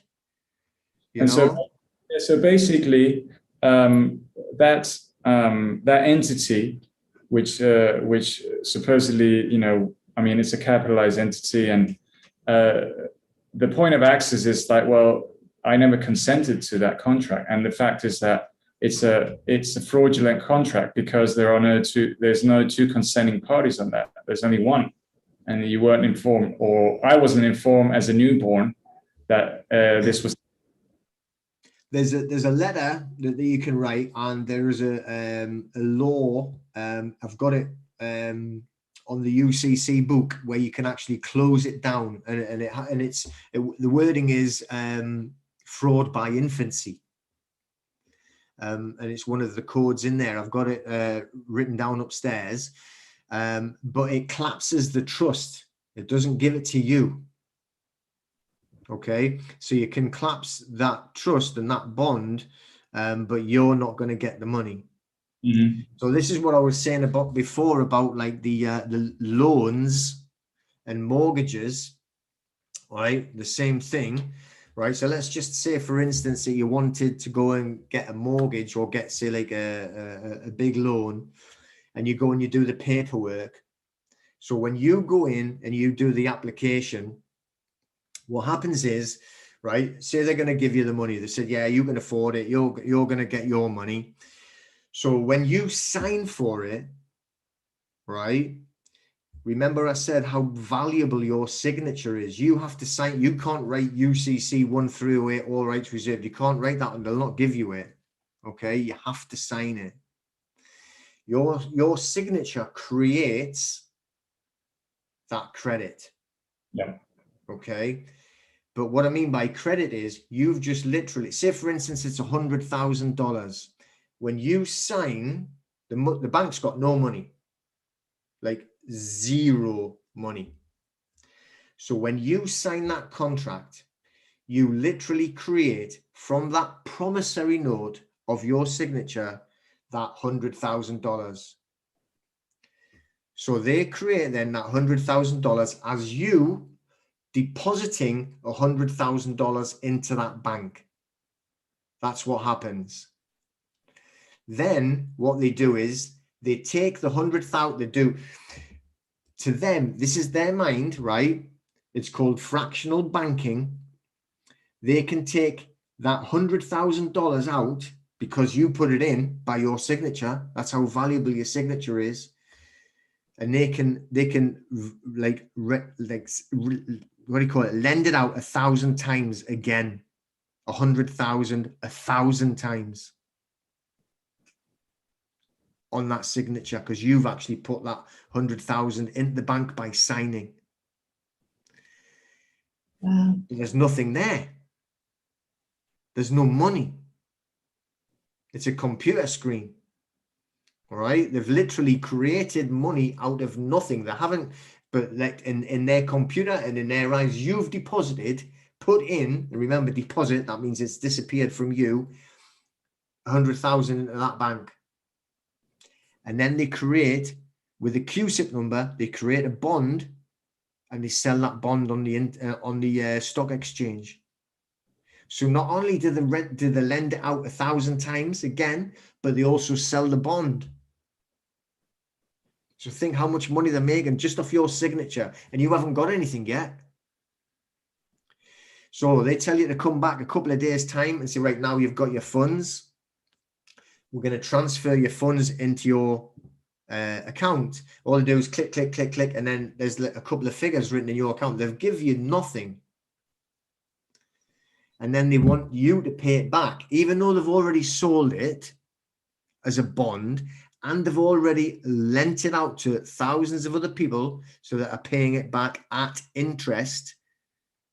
Then they also want you to do it, and you created it in the first place by your signature. That is exactly how banking works. Like the quote from Henry Ford when he said, if people realized how banking works in this country, there will be a revolution before breakfast or something, he said. But that's what he said, you know, because it's complete and utter fraud. This is the truth. So who is getting hurt? It is us who are creating this fraud. We're taking part in it without knowing. We've signed it. Our signature is worth all that money. They create the credit, then sell it as a stock with a QSIP number on the exchange, and they lend that out again, even though it doesn't exist. And then they give it back to us. And then what they want us to do is they want us to pay it back with massive credit, interest. Yes, yeah. Horrific formula, mortgage. It's the biggest ripoff ever. Incredible. 100% fraudulent. Now, there's a person in the chat, Wax Sensation, who's got some great info, but I think it pertains mostly to the UK. But again, in terms of like, yeah, it's basically a fact. Like, okay, this SQV trust is paying for everything up front anyway, and this is another example of the double dipping. Like, you're paying back the bills, you're paying the utilities, paying the interest, then you're paying the late fees. So yeah, please be overdrawn, please have late fees. We're going to make more and more and more money out of you and your entity. But I think, I mean, I'm very much interested in the fact of getting back to the Sesquivy Trust and using that to fund the rest of my endeavors while we still have this system going on. So well, how do we find that? The first part was what I had mentioned about the accept for value. Yes. So say, for instance, that, you know, we need to look into it more. So you need to find out about it and to find out how they do it and do the accept for value. Yeah. But like what a lot of people do is when they get a utility bill is they will write on accepted for value, return for value, and then send it back to them. Yeah. Because it's already paid anyway, you know. But let's just, again, so there's the accept for value side, but just that explanation I was given about like the loan, the bank loan or the mortgage. Now let's just say that you did that and then they lend you the money back that you've created, and then you buy the piece of land or the house or whatever it is, okay? So then you go and you're on your land and then you don't pay it back. So then they start sending threatening letters and all of that and everything like that, you know, and then eventually they're going to sell that debt because they see it as a debt. They'll sell it to a debt collector. Okay. So this is where I'm not saying this is what you should do, but I'm just telling you that. So if they sell that debt to a debt collector, it's done through an auction. So what they'll do is they'll have like 100 mortgages and they'll say, look, this 100 mortgages is £1 million. We're going to dollars. We're going to sell you it for $50,000. Okay. So you buy $1 million worth of debt for $50,000. What have you done as the debt collection company? You have paid off the debt. You've actually settled their debt. Okay, so that's what you got to remember. So when there's a debt collection company that's coming after you, so say that Citibank who we were paying the tax to, say you've got a mortgage from them, they can't be bothered with you anymore because you're not going to pay. So they sell it to a debt collector. That debt collector has settled your debt. So how much do you owe? You can't owe it anymore because he's settled it. He's paid it. Right? So then they're going to say, right, well, we're coming after you because we've bought your debt. And I've got 2 proofs of this. I can tell you them straight away. So all you do is say, well, thank you for your kind offer, right? All you have to do is to like show me the contract. And as soon as I can see the contract, which is signed by wet ink between you and me, then I'll pay you the money, which there's no contract that exists. He's paid off the debt anyway. Right. So the debt is settled with the bank, so they can't come after you anymore. It's already been settled. The debt collection agency, they've got no contract. They have no standing in law, nothing. Right. They've got no legal backup. They have nothing, no standing in law. So if you're wanting to deal with them, all you do is say, well, show me the contract. And if you can show me that contract, absolutely no problem, then I'll pay that back. And this is when we can also turn it around if they start hassling you and then put a lien on them, and then you can actually start getting money back from them by prosecuting them for all of the stress that they've put you under and all of the inconvenience that they've put you under. So you can actually get money back from them that way, and you don't have to pay any money back.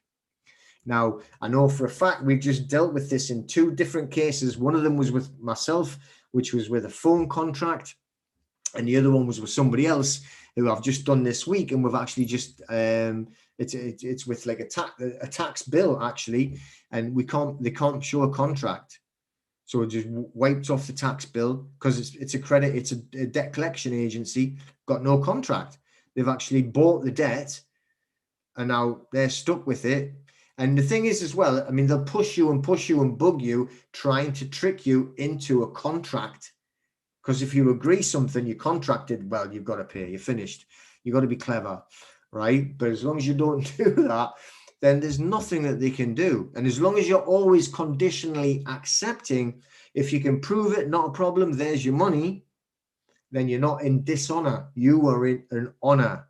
They are the ones that are in dishonor, and that's when you can eventually serve notice on them, then serve a lien on them, and it can be easily prosecuted with that lien. You can go to court then and then demand money from them, and it will be enforced by the court, which is like nothing's enforceable on you because you've got no contract, but you can use the lien system again, which I'm actually working on an editable version, which I can show you in the red writing, where to put your details in and their details in, but that's how you do it. So if somebody wanted to do that, to access the actual money from the trust, then that is one possible way of doing it, as well as the accept for value.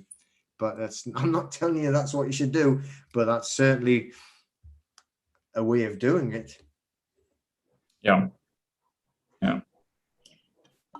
Because they're committing fraud. You got to remember, you're not doing anything wrong. You've actually made them a fortune by signing.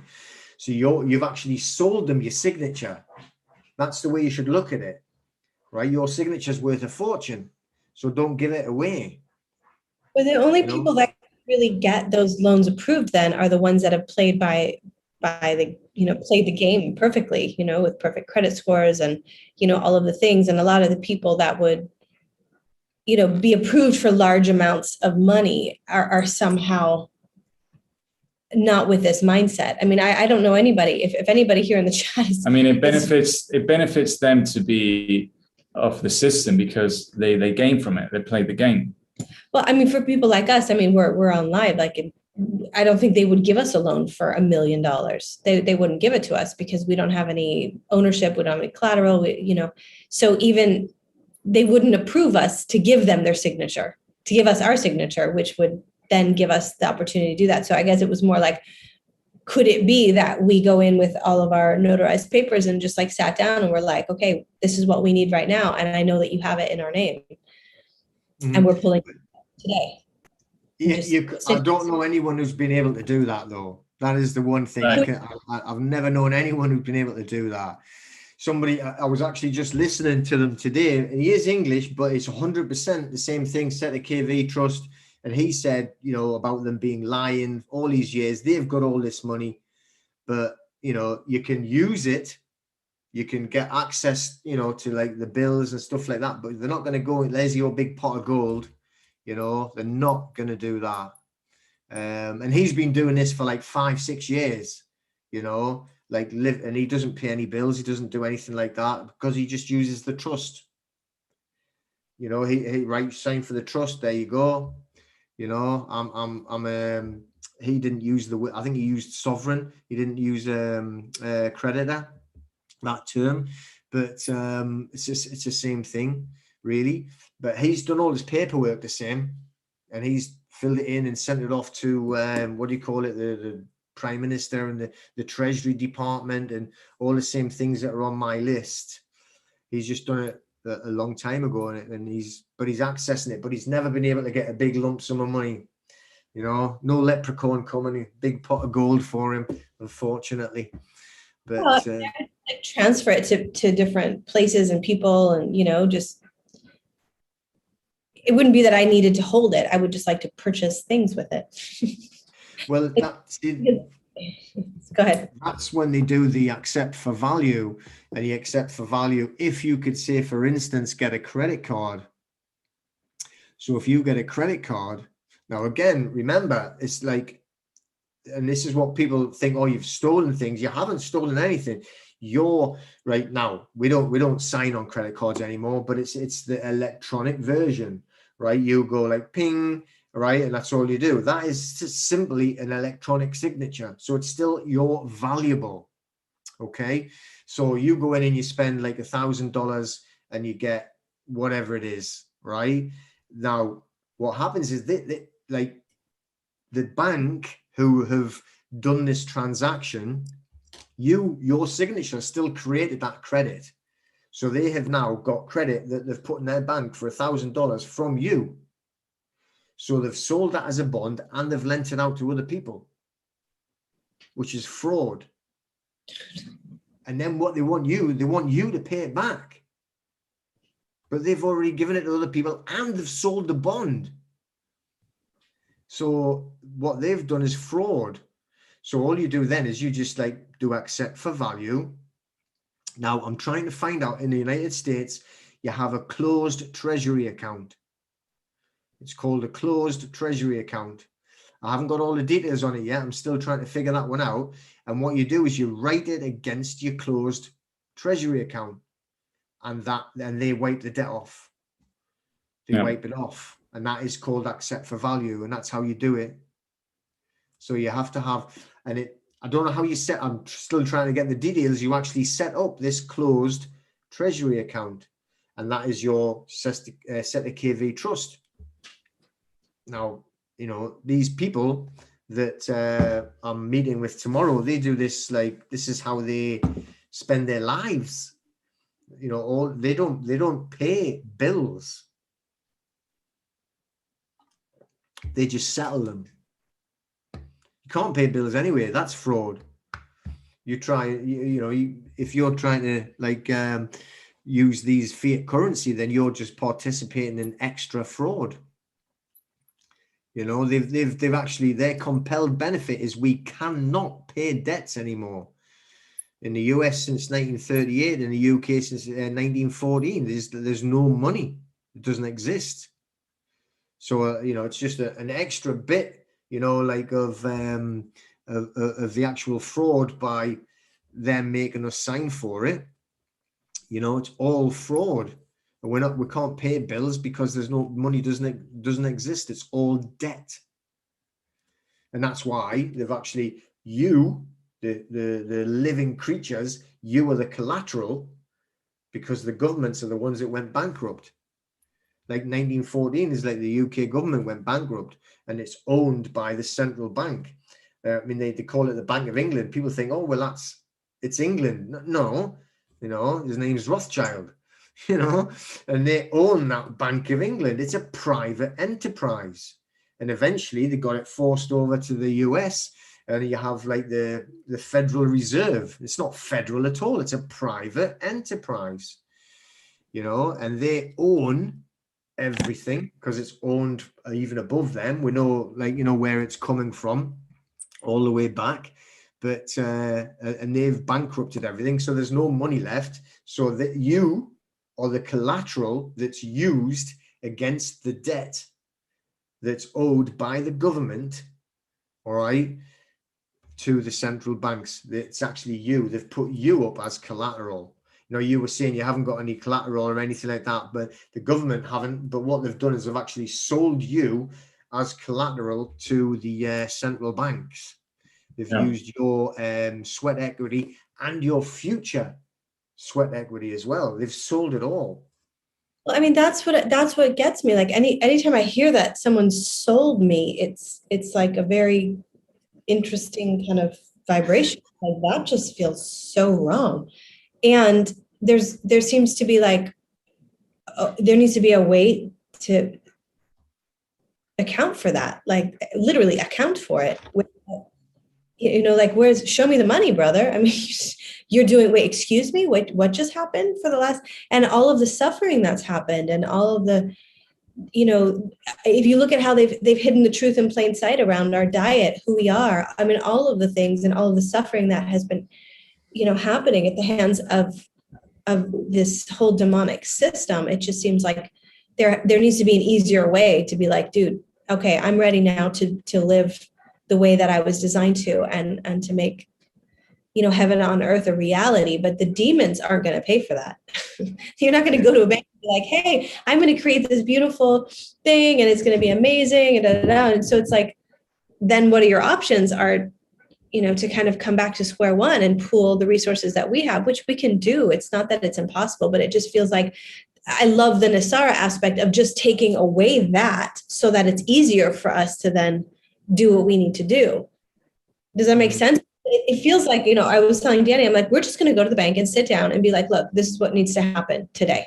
We know what you've been up to. We've had enough.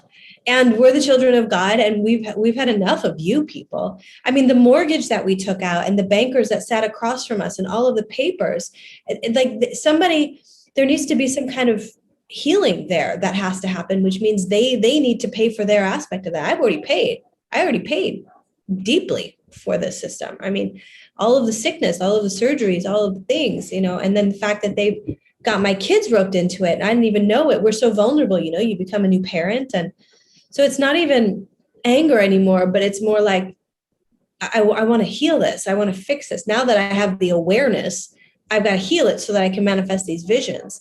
Where, people are talking about, let's just exist without money. Absolutely. That's awesome. Well, we're certainly creating a new currency, and that's what Peter addressed in the beginning, which is like, you can have all the paperwork you want, but if you're not in that vibration, if you're not in that motion, in that currency, then we are in the old currency of fear. And it's a fear-based system that we are currently smoldering out of. But like Marie said, it's like, well, wait a minute. We've been unlawfully traded in a fraudulent contract. And so the righteous return back of the benefits that you've made out of us. And it's like that energy that is belonging to all mankind, as it were. I mean, there's plenty of abundance here, but it's about redistributing of it. And coming back to the beginning, we got to be ready for it too. We got to be primed for it, and really reclaim it back. And I'm speaking for myself because it's also like a growing process for me too. And it's really amazing the work and the selflessness that you put in to share with us, Peter. And I just wanted to tap in with Justin because he's mentioned to us privately about shifting means of a currency and getting into the metals. And I don't know if you want to add something to that right now with this conversation, Justin. Sure. I mean, I think that's ultimately we'll get away even from the need of currency with metals, but metals seems to be they are provided by God, they are of God, they are of this earth, and they are finite in a sense, and so they are a great transitional point to get back to this is a real thing with real qualities, with real properties, and there's no one that can fraudulently manufacture and distort that. It is from God. So shifting back to the metals perspective, getting into precious metals is to me, it seems like a great transitional stage, and I see that as being very monumental as we move forward into this new system where we're gravitating away from the need of exchanging any form of currency whatsoever, when we're just back to abundance and providing our time and effort is the main currency. But I see that as a valuable step to get there, and so that's where I've personally invested a lot of. It's funny, I can take all of this fake paper and this fake, whatever, and I can actually get real things with it, and that would be a real thing that I would highly suggest people getting, because those real things are going to be the only thing that's left when all of this goes away.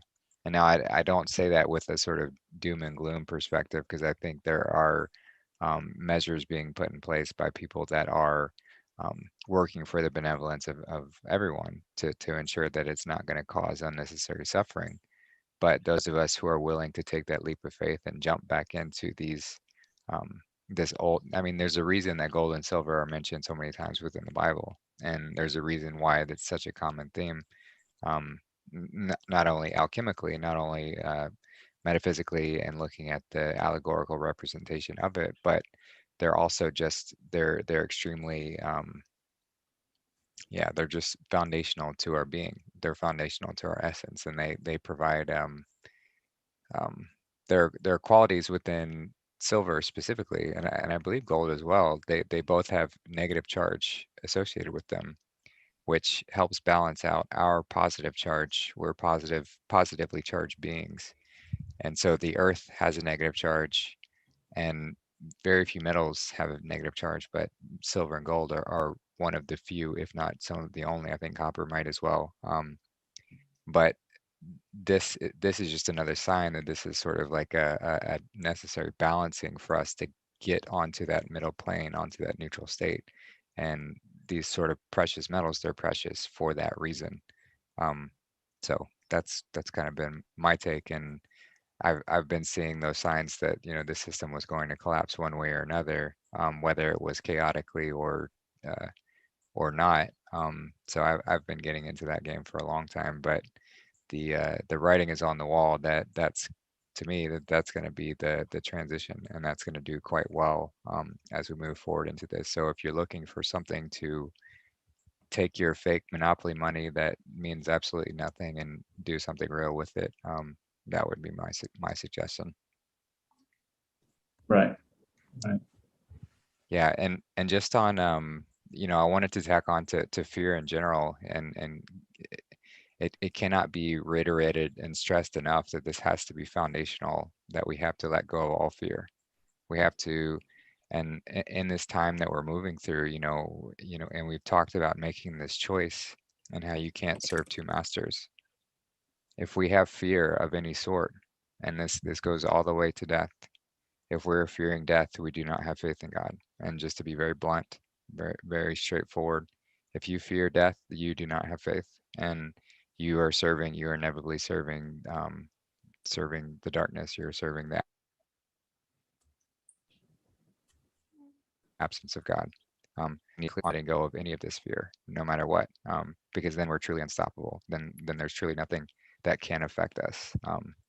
So I just wanted to stress that point, because it's so vital to take in any approach that you take at moving forward, is just having that no fear, not with a desire to harm, not with a desire to be any sort of like in your face confrontational sort of thing, but absolutely we need to be fearless and have that utmost faith and wear that armor of God at all times. Wake up with it on and go to sleep with it on too. It is just always there.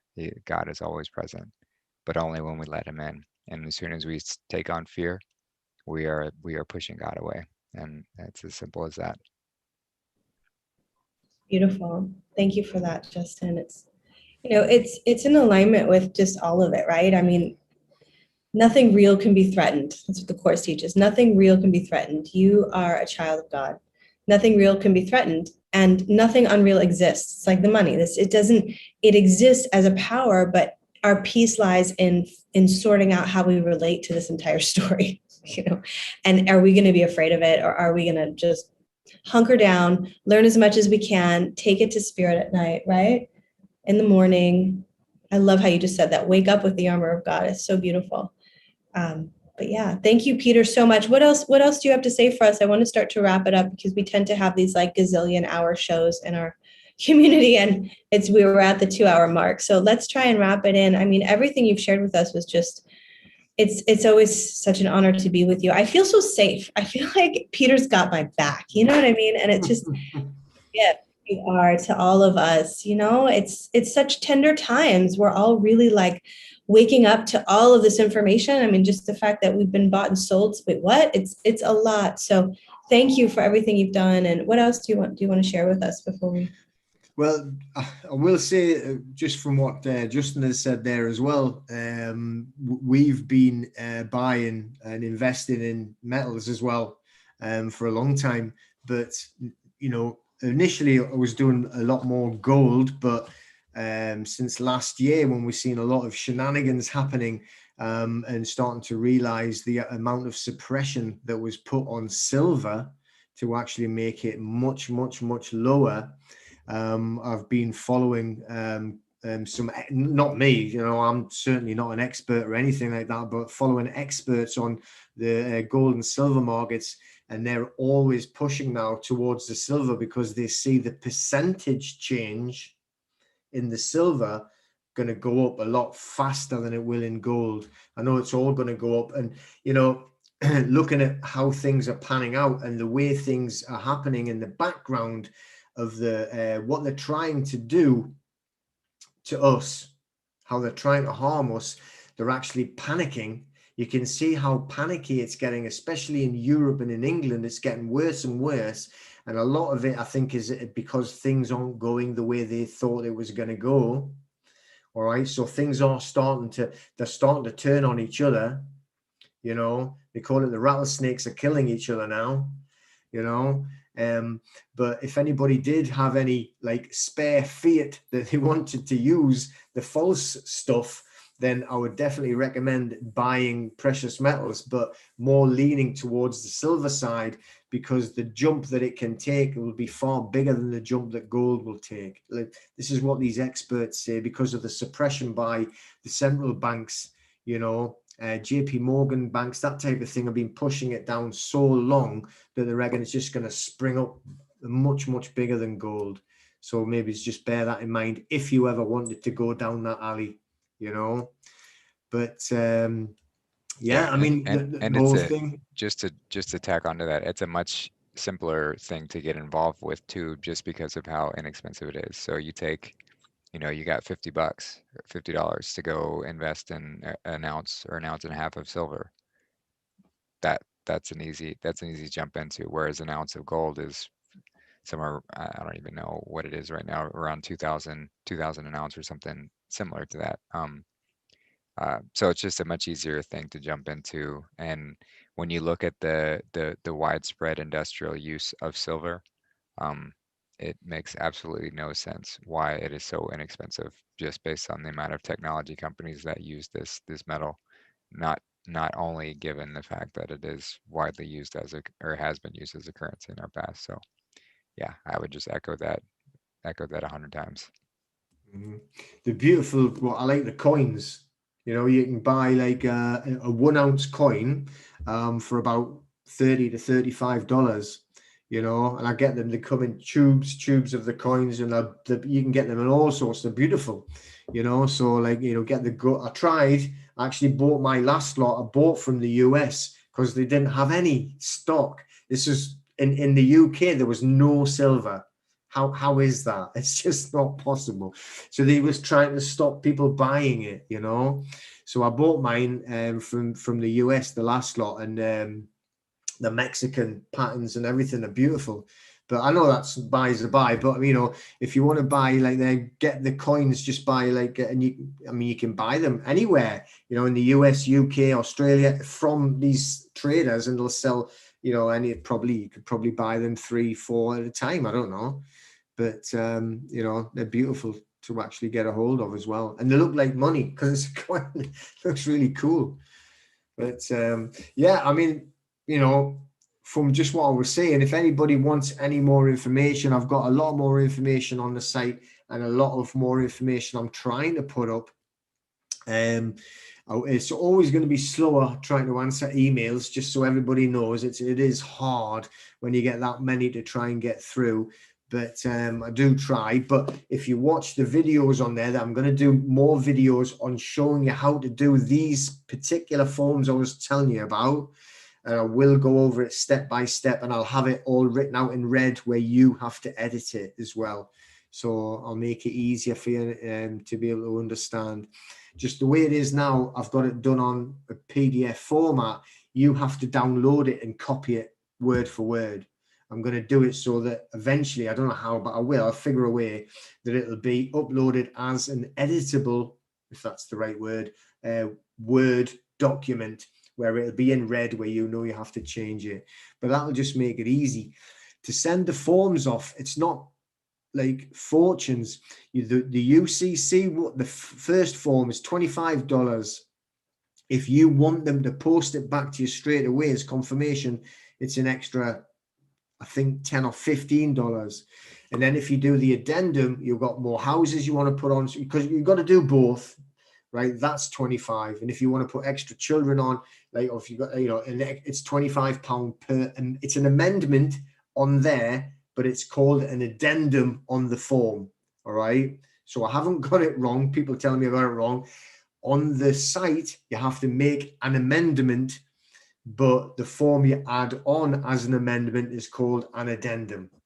Okay, so, you know, but I'll do a lot more on the forms, but also on the debt letters as well. If you are getting chased for debt, we can help you get rid of that as well. Stop it by, and probably lawfully as well, because 99.9% of the time, the other people are being unlawful and illegal, both not legal or lawful. So we can help you with that for sure as well.